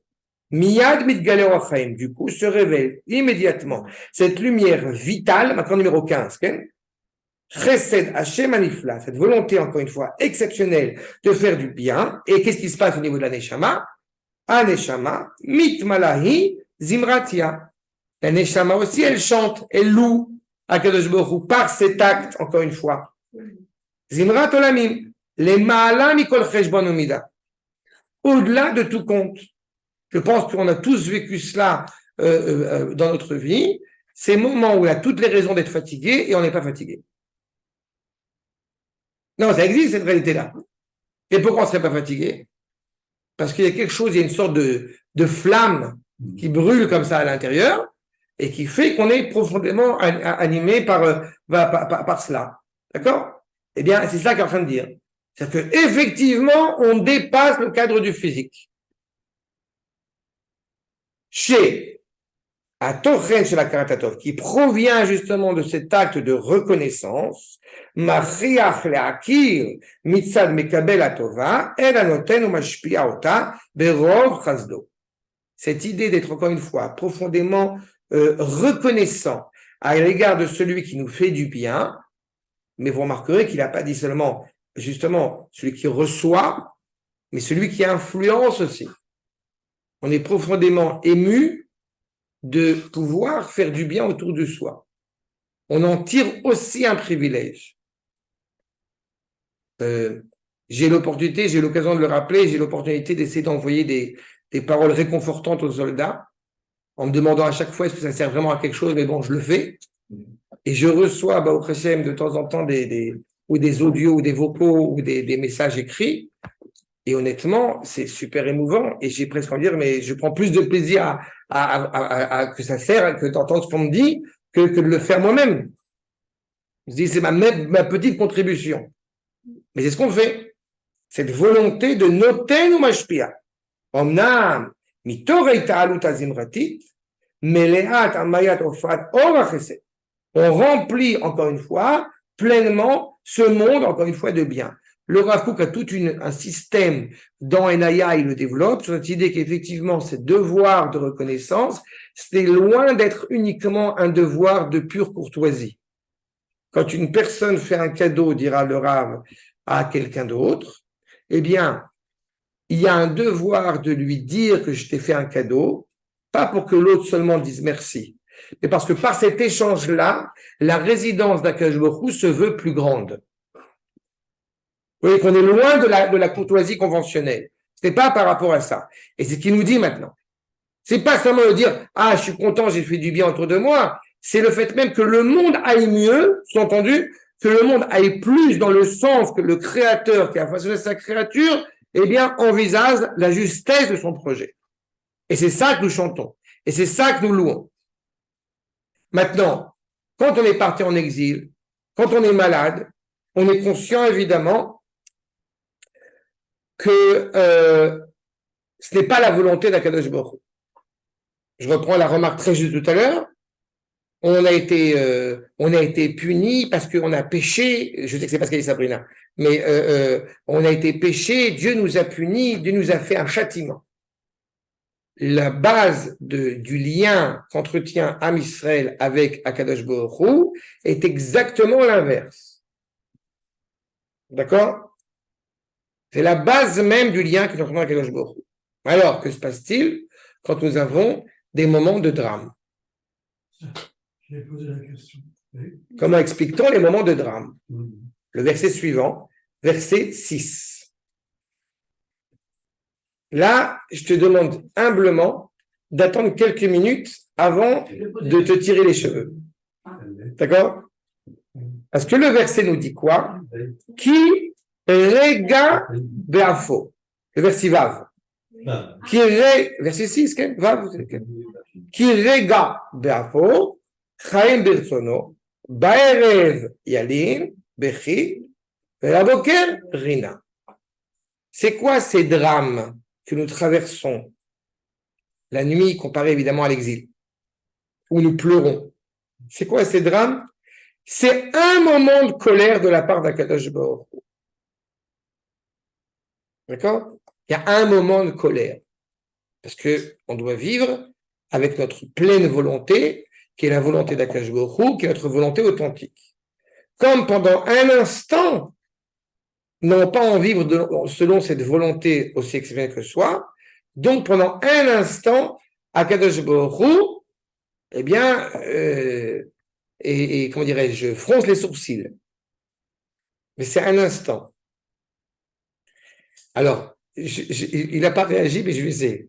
Dov, tu vas me dire, oui, il m'a fait un instant quand même, c'est un long instant. Voilà. Il a fait mes hontes. Rassurez-vous, je me suis posé la même question. Macor numéro 16. Tirega be'apo, le rassorno, omnam, gam שהגלות היה ארוך, וכרגע בערך הגאולה בעתידה שתהיה לנצח. Premier commentaire qui va donner évidemment une réponse à cette interrogation du moment. C'est vrai que l'exil, il peut être très long, mais il demeure limité. Alors que la délivrance du peuple juif, elle est éternelle. Un moment, tout est relatif, c'est Akadosh Baruch Hu. Mais bon, c'est compliqué, parce qu'on en souffre pour le moment. Le Meiri, accord numéro 17, Gam sheyichas lefaim al yedidav derech onesh. Il est fondamental, encore une fois, et c'est vrai à l'échelle globale et à l'échelle aussi individuelle, que dans l'éducation, un châtiment doit être à la mesure de la faute causée. On pense que non, mais il serait pas envisageable que tu aies parlé à la synagogue, comme j'ai coutume de l'expliquer, et donc du coup, tac, 6 millions de juifs en juifs. À un moment donné, il y a un truc qui marche pas quand même, c'est pas concret. Je crois que c'était la communauté. Oui, ça, non, si tu as parlé et voilà. Parce qu'il faut l'union, d'accord? Donc on passe bref, on va pas rentrer dans ces trucs-là, ça m'énerve. Mais sur le fait c'est que il clairement dit que Akadosh Baruch Hu, parfois, malheureusement, va donner un semblant de colère vis-à-vis de Yedida, donc vis-à-vis de Ham Israël, par ce châtiment. Yezerega, même ça demeurera un instant. Baiser Haolam. Eino rak le kavanato alto. Nous dit le Rav Meiri, le Rav Menachem Meiri. En réalité, c'est uniquement comme le châtiment personnel, si je puis dire, comme la punition pour un enfant, c'est uniquement en vue de la finalité de ce projet, de ce qui doit être mis en place. Je ne sais pas si j'avais l'occasion de vous citer le Hadmor de Tzemz, qui se tourne vers Akadosh Baruch Hu. C'est très dur ce que je vais dire maintenant, mais c'est quelque chose que j'ai toujours en tête à chaque fois dans ce genre d'épisode. Il se tourne vers Akadosh Baruch Hu et lui dit à quoi ça a servi la Shoah. Je vous rappelle, le Hadmor de Tzemz, il a perdu ses enfants, il a refait une famille, mais ça c'est un lourd tribut. Et il se dit, qu'est-ce que ça a apporté de ça? C'est une question auquel il n'a pas forcément de réponse. Mais c'est un Racham qui pose la question. Et c'est quelque chose qui est dur, qui est très douloureux. Après, encore une fois, il y a beaucoup de réponses, pas par rapport à spécifiquement la question du Hadmor de Tzemz, mais on a le Rav Tertel, on a déjà eu l'occasion de l'évoquer ensemble, on sait cette difficulté. Mais il est certain que dans l'optique, il n'y a pas de cruauté gratuite de la part du Créateur. Qu'on le comprenne, qu'on le saisisse ou non. C'est Rega Be'afo. C'est un moment de colère. Pourquoi? Ve'uamro, Chaim Birtsono, de vivre selon justement sa volonté. Keloma, Kavanato Lenakoto Michatab. On veut te nettoyer de toutes les scories, de toutes les iniquités, encore une fois, qui peuvent t'habiter, qui peuvent t'animer. Pour une seule raison, Kedei Lashlim Scharo Lolamaba, pour que tu puisses pleinement rentrer. Ceux qui se rappellent, quand on avait parlé de la résurrection des morts, quand on avait fait quand on avait fait 2 cours sur le sujet dans le Derech Hashem, alors j'avais rappelé cette idée de la douche. Après 120 ans, il y a une douche, il y a un kibous, il ramcha, il y a un lavage. Et plus évidemment la vie a été comblée de scories, plus la douche, plus le savon de Marseille il est difficile. C'est là. Le savon de Marseille, c'est moi, c'est pas le ramcha, mais c'est le kibous. C'est la blourite, comme dit dans la vie, c'est le savon. Mais en réalité, c'est pas la finalité. Nous ne sommes pas chrétiens. La finalité n'est pas l'apocalypse, n'est pas le feu. Okay. Il y a une réflexion qui me vient à ce sujet justement de l'exil, de la mission.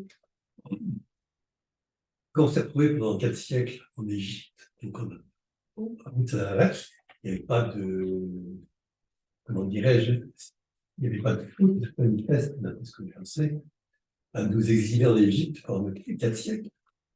Il y avait la raison de la chaîne, c'est de créer un peuple. Non. Quelle était la faute?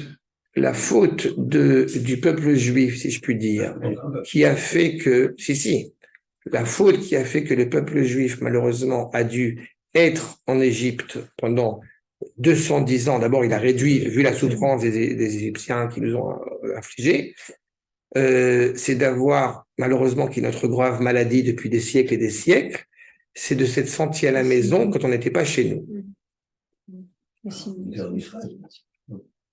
Non, on aurait pu être guerre, on aurait pu.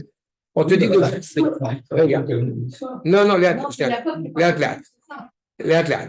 quand le verset, quand Akash Baruch Hu a fait une alliance avec Abraham, a scindé cette alliance avec Abraham, il a dit Guerrier Zeracha Beretz Lo Lahem.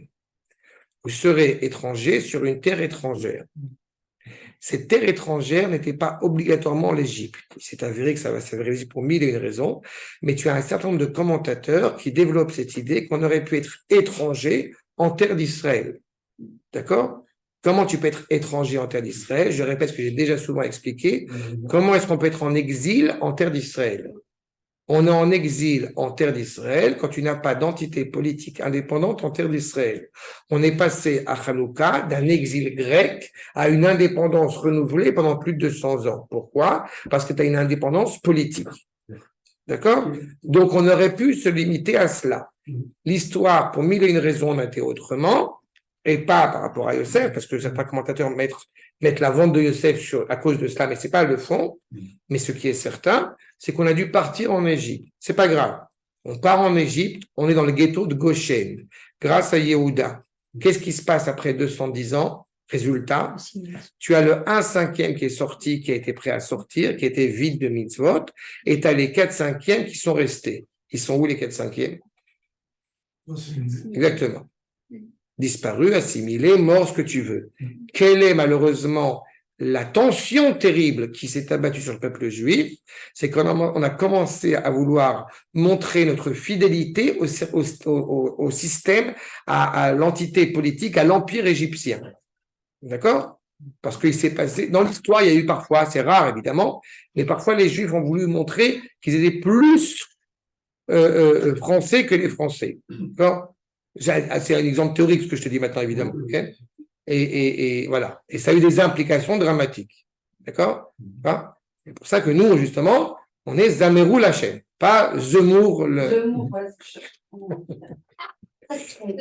D'accord? Nous, on est Zamerou Lachem. On n'est pas Zemmour. C'est pas son problème. En tous les cas, vous avez compris l'idée. Cette idée qu'effectivement, même ponctuellement, pour nous, ça n'apparaît pas ponctuel. Pour nous, quand on vit la souffrance, encore une fois, on la vit de manière absolument dramatique. Même si, encore une fois, nos maîtres nous montrent bien, clairement, que c'est l'histoire d'une nuit, mais une nuit qui peut s'avérer particulièrement longue. On est à Hanouka, les nuits les plus longues, elles sont maintenant. Regardez la suite du Améri. Retsonomar Aolam Hazeh, Shudomé le Laïla, Vechashecha. Ce monde qui ressemble à la nuit et à l'obscurité. Yalina Tzadik Bechi, celui qui ne s'attriste pas de cette réalité, ne serait pas un Tzadik. On n'a pas dit que, justement, on n'était pas attristé par une telle réalité. Yalin Tzadik Bechi, donc on va dormir en pleurant. Baboker, donc le monde futur, le monde auquel nous aspirons. Retsanolomar Aolam Haba, Yamod Berina. Le Rav Kook, Makor numéro 18, reprend ses propos, je vais directement à ce qui est souligné. Imanachnu Motsim et Tara. Tout le problème, encore une fois, il est à deux niveaux. Premier niveau, est-ce qu'on est capable de voir l'obscurité et de pointer du doigt, de dire c'est l'obscurité. Je me permets de vous faire encore une fois un petit rappel. Vous avez encore des gens là, maintenant, qui ont été libérés, qui ont été des otages à Gaza, et qui sont encore en train de tenir des propos absolument rocambolesques, si je peux parler comme cela. Ça ne justifie pas qu'ils soient otages, c'est pas ça que je viens de dire. Mais vous entendez bien, ils ont été libérés par des pourris, et leur réaction c'est, il faut la paix, il faut les aimer, il faut deux États, il faut le truc. J'ai pas compris, vous comprenez pas? D'accord? On est d'abord capable de repérer le mal, l'obscurité, l'exil, ce qui est injuste. On pointe du doigt dessus. On n'est pas désespéré de cela, mais on sait le reconnaître. Im anachnu motzim et hara, et ha'af et ha'za'am, shemitgale ba'olam. On est en colère par la souffrance, mais est-ce qu'on est en colère parce que Akadosh Baruch Hu est en colère? C'est la vraie question qui doit nous apporter. N'est-ce pas? Arei, ou leuma tatova klali davar haraï. On sait que ce mal, malgré tout, est ponctuel. On le dit tous les matins. Boré or, boré choshech veyotzer or. Et Shayahu a dit boré ra. D'accord? Yotzer minaklal. Le bien est absolu. Le bien est, encore une fois, le monde dans lequel nous aspirons et qui n'est pas une utopie. C'est la base même qui a motivé le Créateur à façonner son monde. Ces drames que nous vivons, eh bien, vont être là pour essayer d'avancer vers ce bien. Parce que le monde a deux sens, que quand il est encore une fois animé par sa volonté. Vous voyez ce qui est en gras, ligne 15, Achaim em birtsono akavua. La vie est à ce sens, encore une fois, elle est pleinement animée par sa volonté. On entend beaucoup ces expressions depuis déjà des années, mais là on les entend de nouveau encore. La vie est ce qu'il y a de plus important. Je suis navré de vous peiner. Non. Pour un juif, la vie, au sens biologique du terme, non, n'est pas ce qu'il y a de plus important. La preuve, c'est qu'il y a des réalités pour lesquelles on est prêt à mourir pour elles. Donc il y a des choses qui sont, semble-t-il, plus importantes que la vie. La culture chrétienne, essentiellement, n'est pas prête à entendre ce genre de propos. Quand un soldat, il part se battre, il sait qu'il va se battre contre le mal. Si on arrive à pas trop lui faire entrer des bêtises dans la tête, le pauvre, a priori, il est consciencieux. Là, il est le fils de Shlomit, là, celui qui est d'Eskel, de Haïfa. La mère, elle dit, ce qui me rassure, ce qui me console, c'est qu'il était heureux de rentrer à Gaza, il voulait rentrer à Gaza. Fakasha. C'est un juif, un gibor, un sadique, sans aucune restriction, Bichlal. Un juif qui sait qu'il va combattre le mal. Et c'est en cela où je reprends mon propos. Est-ce que la vie est la chose la plus importante? Oui, mais dans ce sens-là. Comprenez la nuance? C'est justement parce que le sens de la vie a autant d'importance qu'on va se battre pour tout ce qui va nuire à cet élan vital absolu qui est rattaché au Créateur. Ce n'est pas une réalité extérieure à nous.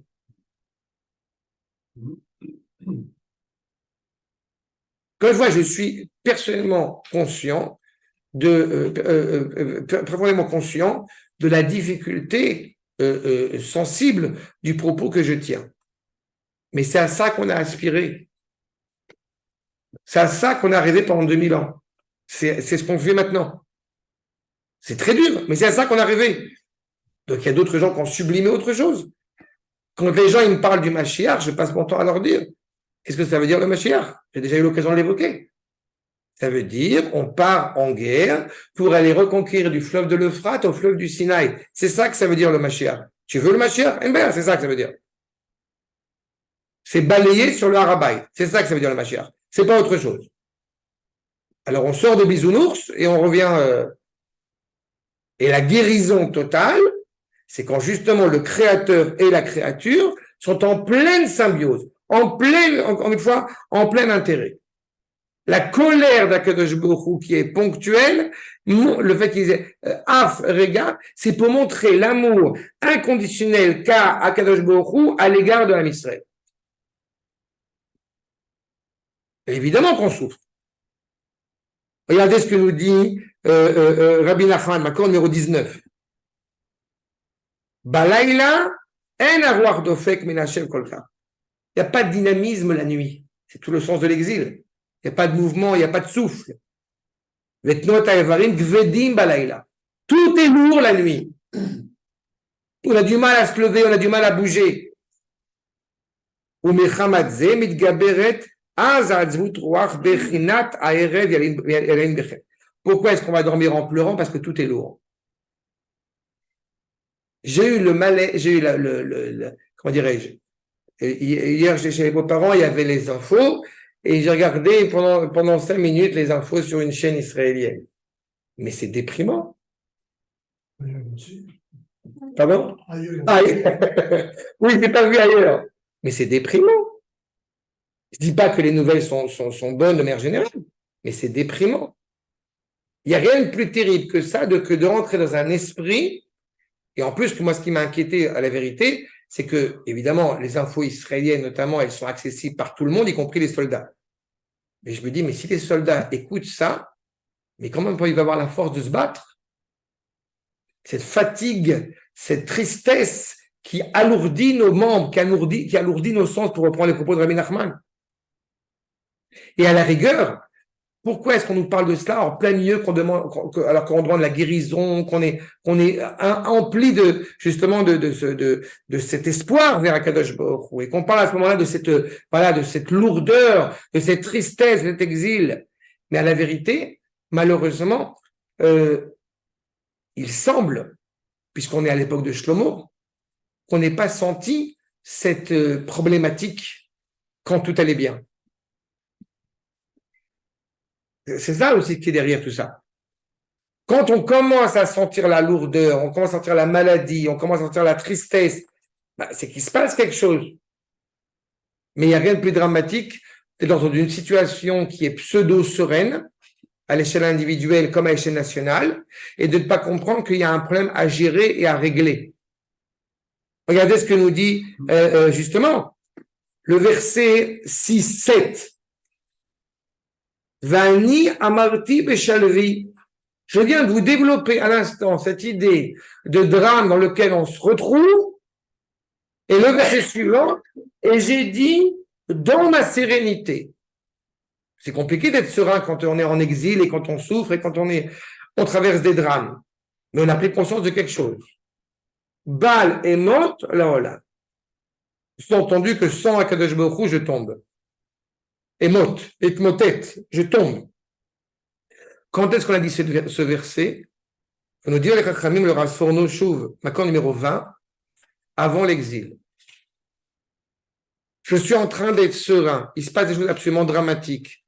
Je suis à chaque fois scandalisé par ces propos qui laissent entendre que tout va très bien depuis des années. Non, c'est pas vrai. Il n'y a rien qui va très bien depuis des années si je parle en Israël.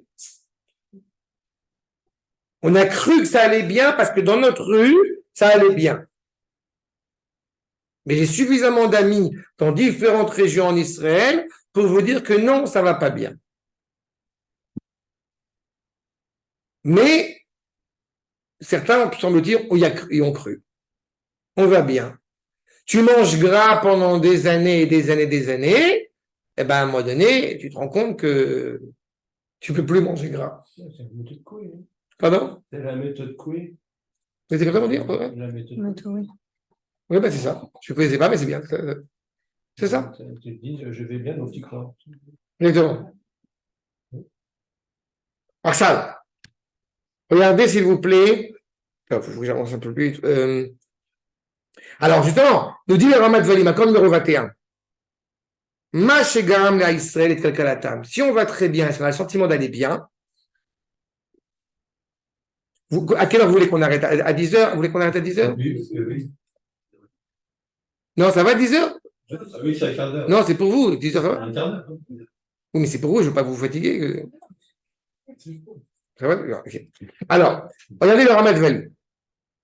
Ma shegaram la Israël et kalkalatam, ou mipne shebatrou la amot beshalvatam. On a eu confiance dans la sérénité, pour reprendre la méthode Coué, on a eu confiance dans la sérénité dans laquelle on se tenait, alors que malheureusement, on a continué à faire des erreurs. Afalpi, shechatou. C'est très dangereux d'avoir confiance, c'est fabuleux d'avoir confiance envers Akadosh Baruch Hu, mais c'est très dangereux d'avoir confiance envers Akadosh Baruch Hu quand on sait pertinemment qu'on a, entre guillemets, toutes les raisons de se faire une introspection, de réfléchir. Je vous rappelle quand même dans l'esprit de Hanouka, ça fait 150 ans que le Beth Amikdash est profané. Mais on a laissé aller. Si je fais encore une fois un parallélisme, je me permets de rappeler, les tunnels, ils n'ont pas été construits hier. D'accord? Et là encore, j'ai des élèves qui sont soldats et à chaque fois, j'ai eu l'occasion de les entendre me dire, on voit les armes passer. Depuis des années. Donc, on s'est habitué à cette idée en disant, bon, il y a un Kadosh Baruch Hu, ça va, tout va bien se passer. Malheureusement, on n'a pas compris le fond, encore une fois, de cette problématique. Il aurait fallu à ce moment-là s'alarmer, s'attrister, sentir avant même que le drame arrive. Et je ne dis pas, oui, mais on ne savait pas. Non, on sait pertinemment.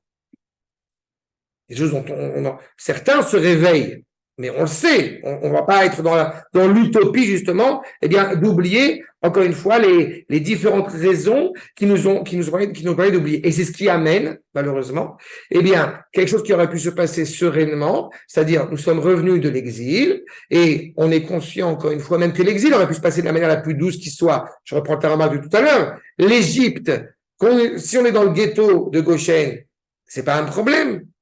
Là où ça commence à devenir problématique, c'est quand on veut sortir du ghetto. Quand on sort du ghetto, quand tu sors du shtetl, quand tu sors du melach, quand tu sors de où tu veux, de cette réalité, encore une fois, dans laquelle on a été cadré, eh bien, c'est là où ça nous a porté préjudice. D'accord?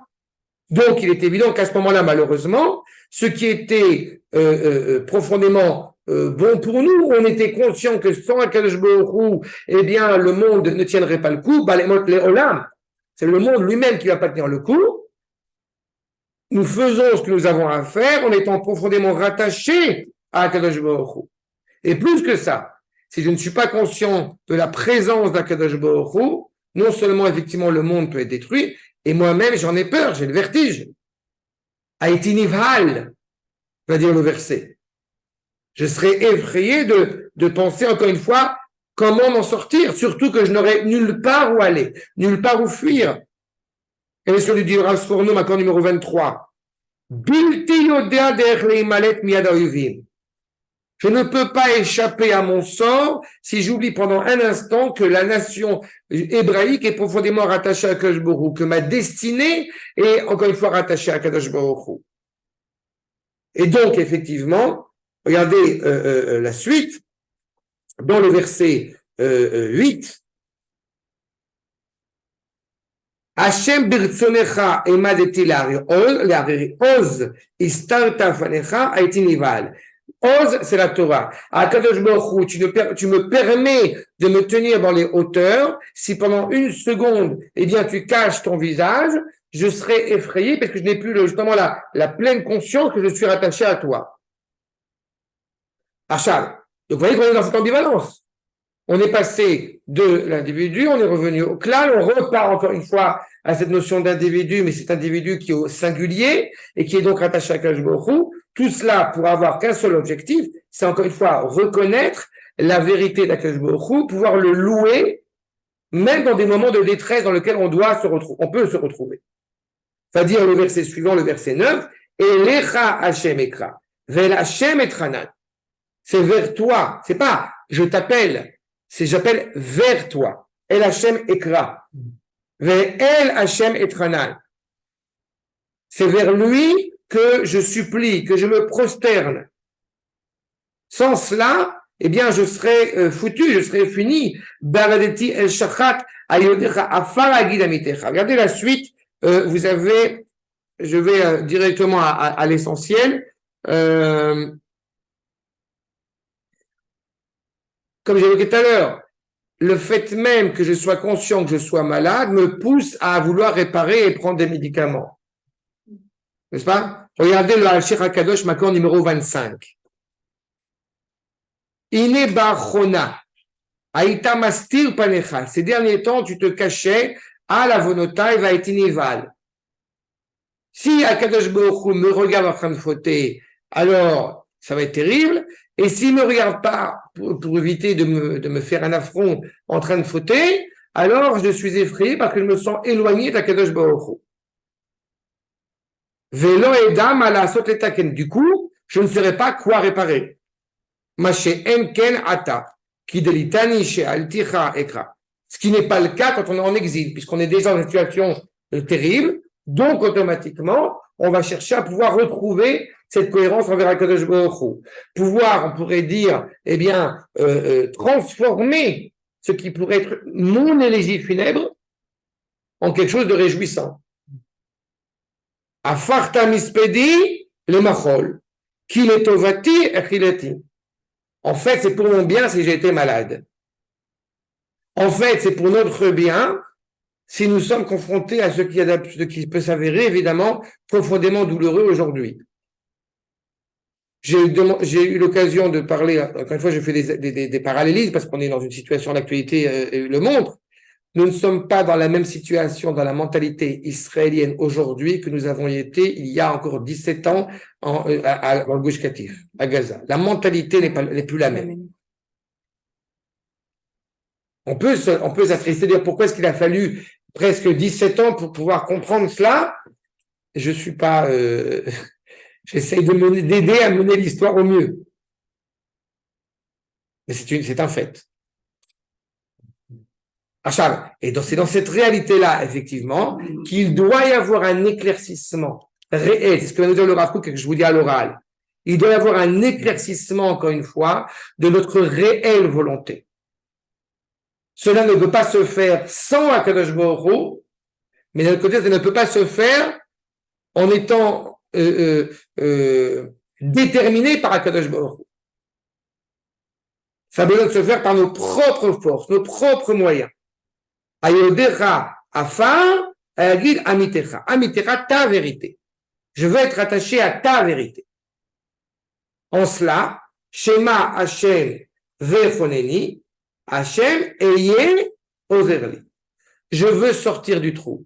Je veux me libérer du joug des nations. Je veux me libérer de ce mal, de cette maladie. J'ai très bien compris que j'ai un rôle à jouer, que j'ai un devoir à faire, que c'est à moi d'y aller et de prendre les gants et de prendre l'arme et de prendre ce que vous voulez et de le faire. Mais je sais aussi que sans HaKadosh Baruch Hu, je ne pourrais pas réussir. Donc je demande expressément à HaKadosh Baruch Hu, choneni, donc chen, de trouver grâce, si je puis dire, à ses yeux, et que HaKadosh Baruch Hu eye ozerli, que HaKadosh Baruch Hu m'aide. Pour quel but? Premier sens, le Rav Sforno, Makor numéro 27, Shelo Igberu Od Aumot Alay. que les nations n'aient plus de force sur moi. Comme on a dit tout à l'heure, oivaï, intérieur, extérieur. Yetzerara, sens moral du terme, mais avant même cela, vous savez pertinemment que notre ennemi a deux manières de pouvoir nous attaquer, physiquement et mentalement. Pourquoi je dis que c'était déprimant les journaux, les voir 5 minutes? Parce que malheureusement, je pense qu'ils ne parlent pas de la bonne manière. Pourquoi? Parce qu'ils parlent des otages, ils parlent des soldats qui tombent, et ils ne mettent pas en évidence, encore une fois, l'aide d'Akadosh Baruch Hu qui est à nos côtés. Ils ne mettent pas en évidence le fait que vous avez des unités militaires qui sont en train de se battre et qui donnent leur vie. Et c'est ça qu'il faut faire. C'est ça qu'il faut mettre en valeur. On partage tous la souffrance de nos frères et de nos familles dans n'importe quelle mesure que ce soit. Quand il faut libérer les otages, est-ce qu'un juif, non mais est-ce qu'un juif pourrait se dire non, on ne veut pas? Il faut être logique. La question, elle est, nous sommes, encore une fois, dans un combat. Et nous demandons expressément à Kadosh Baruch Hu qu'il ne permette plus aux nations de pouvoir nous heurter, ni physiquement, ni mentalement, ni moralement. C'est une force que nous devons atteindre, que nous devons acquérir. Regardez le Hager HaKadosh, maintenant numéro 28. Ok? Afarta.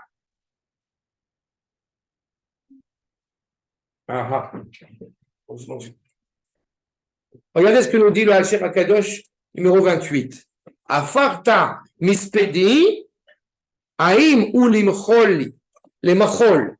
Tu as transformé une élégie funèbre, tu as transformé une réalité qui pouvait s'avérer comme un drame. En réalité, tu nous as pleinement pardonné, eh bien, les fautes qui étaient à notre actif. C'est ce que le Hacher met en évidence.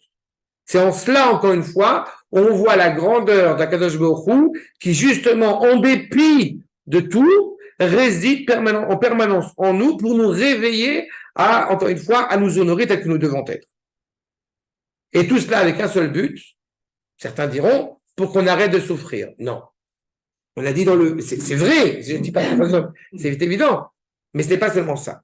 Vous avez à Fartamispedi, le passage numéro 12, Yudbet, à Fartamispedi le machol li pitarta saki ta'azreni simcha.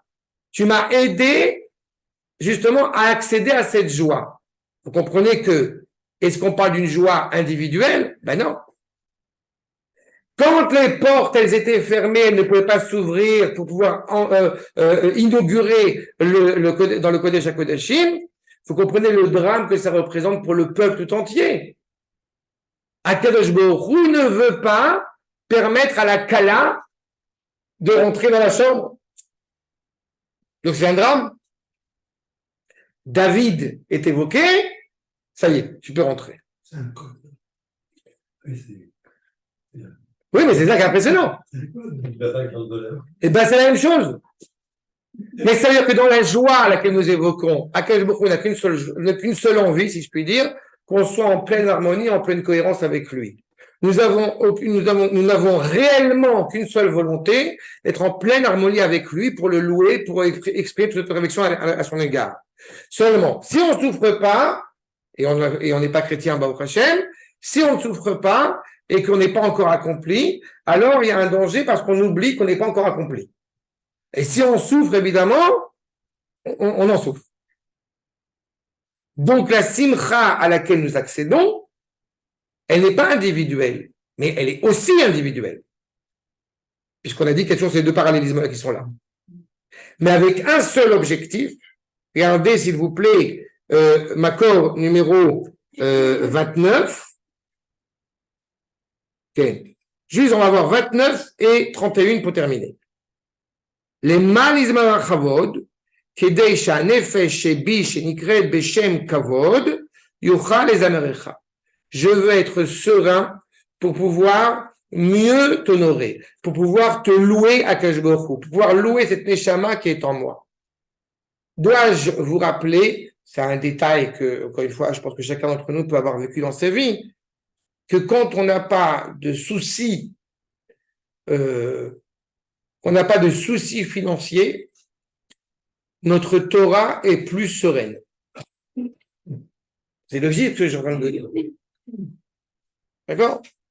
Notre étude, notre rapport à la vie peut sembler différent. Attention, moi, accaparé.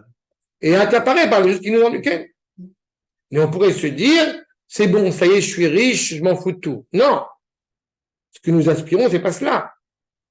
C'est pouvoir avoir cette sérénité sur des choses qui nous construisent physiquement, pour pouvoir, encore une fois, donner cette valeur pleinement à ce qui est l'essence même de notre vie. Et de faire en sorte, voire même plus loin que cela, que ça ne s'arrêtera pas justement avec la mort, mais qu'on pourrait continuer à louer, à chanter encore une fois à Kadosh Baruch Hu, puisque c'est l'essence même à laquelle nous sommes rattachés. C'est ce qu'on veut. Les ma'an izmarecha chavod, velo idom Hashem. Elohai, les olam odeka. Les olam, donc pour l'éternité. Où je cesserai de te louer. Vous savez qu'un des sacrifices qui ne sera jamais abrogé, c'est le Korban Toda. La reconnaissance envers Akadosh Baruch Hu. Dans une société, comme je disais tout à l'heure, dans une civilisation conventionnelle, on pourrait dire, le petit garçon, il a reçu le bonbon à la synagogue, t'as dit pardon, non, ça se fait. C'est la convenance, il faut dire merci. C'est pas de ça qu'on parle. Comme on l'a indiqué, c'est l'essence même, encore une fois, de cette reconnaissance mutuelle. Pas une dette, mais une reconnaissance bienveillante, bénéfique, parce que le Créateur a envie de donner, et en fait, il veut avoir ce lien avec la créature en lui donnant. Je terminerai avec les enseignements du Rav Kook. Vous avez ma cour numéro 31. Kol Afraot Shebe Havaya, tout ce qui, encore une fois, disturbe, tout ce qui dérange, tout ce qui disturbe. Détourne, Perturbe. Tous ces dérangements qui dérangent, encore une fois, n'ont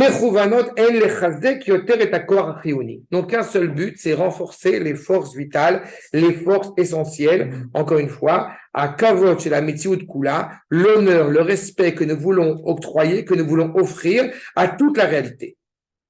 Aya, je saute un peu quelques mots, Aya mishtatek legabe asagatenu, berov aregilut imo. Tout cela se serait tu, se serait arrêté, tellement on deviendrait presque ingrat à l'égard du monde qui nous entoure. Alors qu'en réalité, on doit être fier, on doit être ému de la réalité qui nous entoure, pour encore mieux, encore une fois, honorer le Créateur. L'exil nous a permis de comprendre à quel point, eh bien, il était essentiel d'être en Eretz Israël. Pour reprendre ta remarque tout à l'heure, c'est ce qui est censé l'être à la base. Tant que tu te sens étranger dans un pays étranger, ça va. C'est pas une malédiction. C'est quand tu commences à te sentir chez toi que c'est un problème. C'est ça? Achal. Et c'est ça toute la difficulté.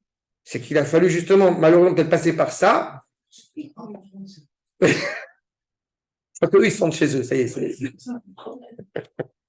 C'est vrai. Mais en tous les cas, nous avons clairement cette vitalité essentielle qui nous rattache parce que nous sommes rattachés à Kadosh Baruch Hu. Vous avez ligne 38, ce qui est en gras. Ma shel mizdamnot be'etim shonim gorem shelo ta'avor adomia alenu. Le silence ne passera pas, justement, grâce, j'ai envie de dire, à ces événements que nous traversons, positifs ou négatifs d'ailleurs. A regesh hamekudash lo yipol bedmamat hamavet. Un sentiment qui est rattaché à Kadosh Baruch Hu, eh bien, ne peut pas passer, ne peut pas trépasser. Il est inscrit en nous.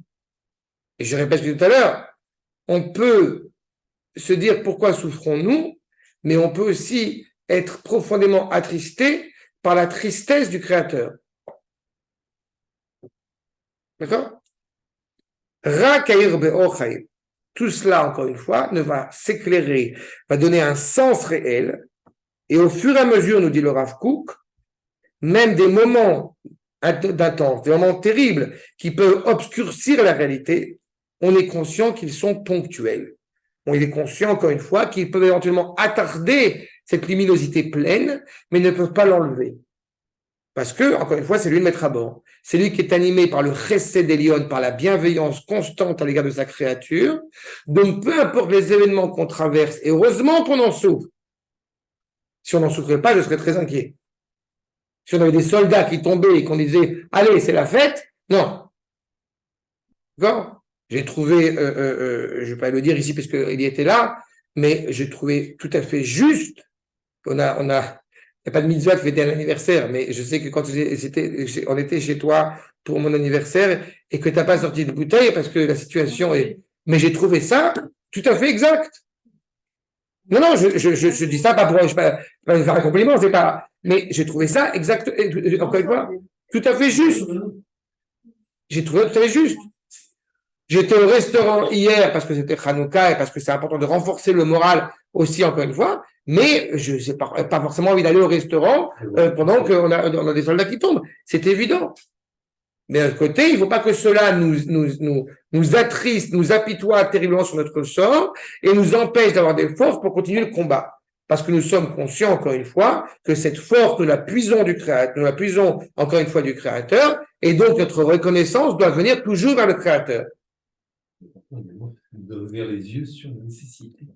Pas accepter n'importe quoi. Non.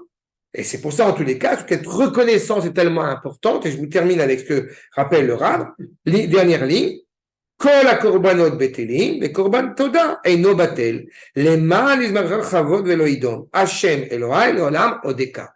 Les korban de remerciement, de reconnaissance ne seront jamais abrogés, parce que ce lien, encore une fois, que nous voulons louer, avec lequel nous voulons louer le Créateur, lui doit rester intangible. D'accord ? Vous aurez beau, comme dirais-je, vos enfants, Baruch Hashem, ont beau grandir, eh bien, il n'empêche qu'il y aura toujours un petit quelque chose entre vous que vous voulez conserver intact. Bon, si je me permets, c'est exactement cela. Toda, c'est à la fois le remerciement, mais aussi la reconnaissance. Je sais me tourner les mains, Isvarecha. Pourquoi je te loue? Pas parce que tu m'as sauvé de Gaza. Je te loue parce que je te loue. D'accord? C'est l'essence même, justement, de Hanouka, et c'est en cela où c'est un appel, justement, à la preuve d'une grande reconnaissance, eh bien, envers Akadosh Baruch Hu, qui est notre joie et notre souhait le plus cher. Bon, je vous ai dit à peu près bonne partie de ce que je pensais vous dire, mais est-ce que c'est clair pour ce Mizmor? Quel numéro, je pense? Mizmor 30, Shloshim. Moi, j'ai entendu que Sharansky, quand il est sorti de la Géole, c'est ce Mizmor qu'il a récité tout de suite. Il avait des vieux pays. Vous entendez c'est Sharon, ce que dit Eliette? C'est un rapport que j'ai entendu. Elle a rappelé que quand Sharansky est sorti de prison de Russie, le premier Mizmor des Télim qu'il a lu, c'est celui-ci. Ah. D'accord? Il considérait qu'il contenait tout. Il considérait qu'il contenait justement tout. Mais je pense que les approches que nous avons essayé d'apporter montrent bien, encore une fois, l'ambivalence à la fois du Beth Amikdash et à la fois du peuple juif et à la fois de l'individu. Tout ça, c'est une même entité. Ce ne sont pas des réalités qui sont séparées l'une de l'autre. D'accord? Et bien sur ce, Hanouka Sameach Bezrat Hashem, et qu'on attend des bonnes nouvelles pour l'âme. Hanouka Sameach. Hanouka Sameach. Merci. Avec plaisir.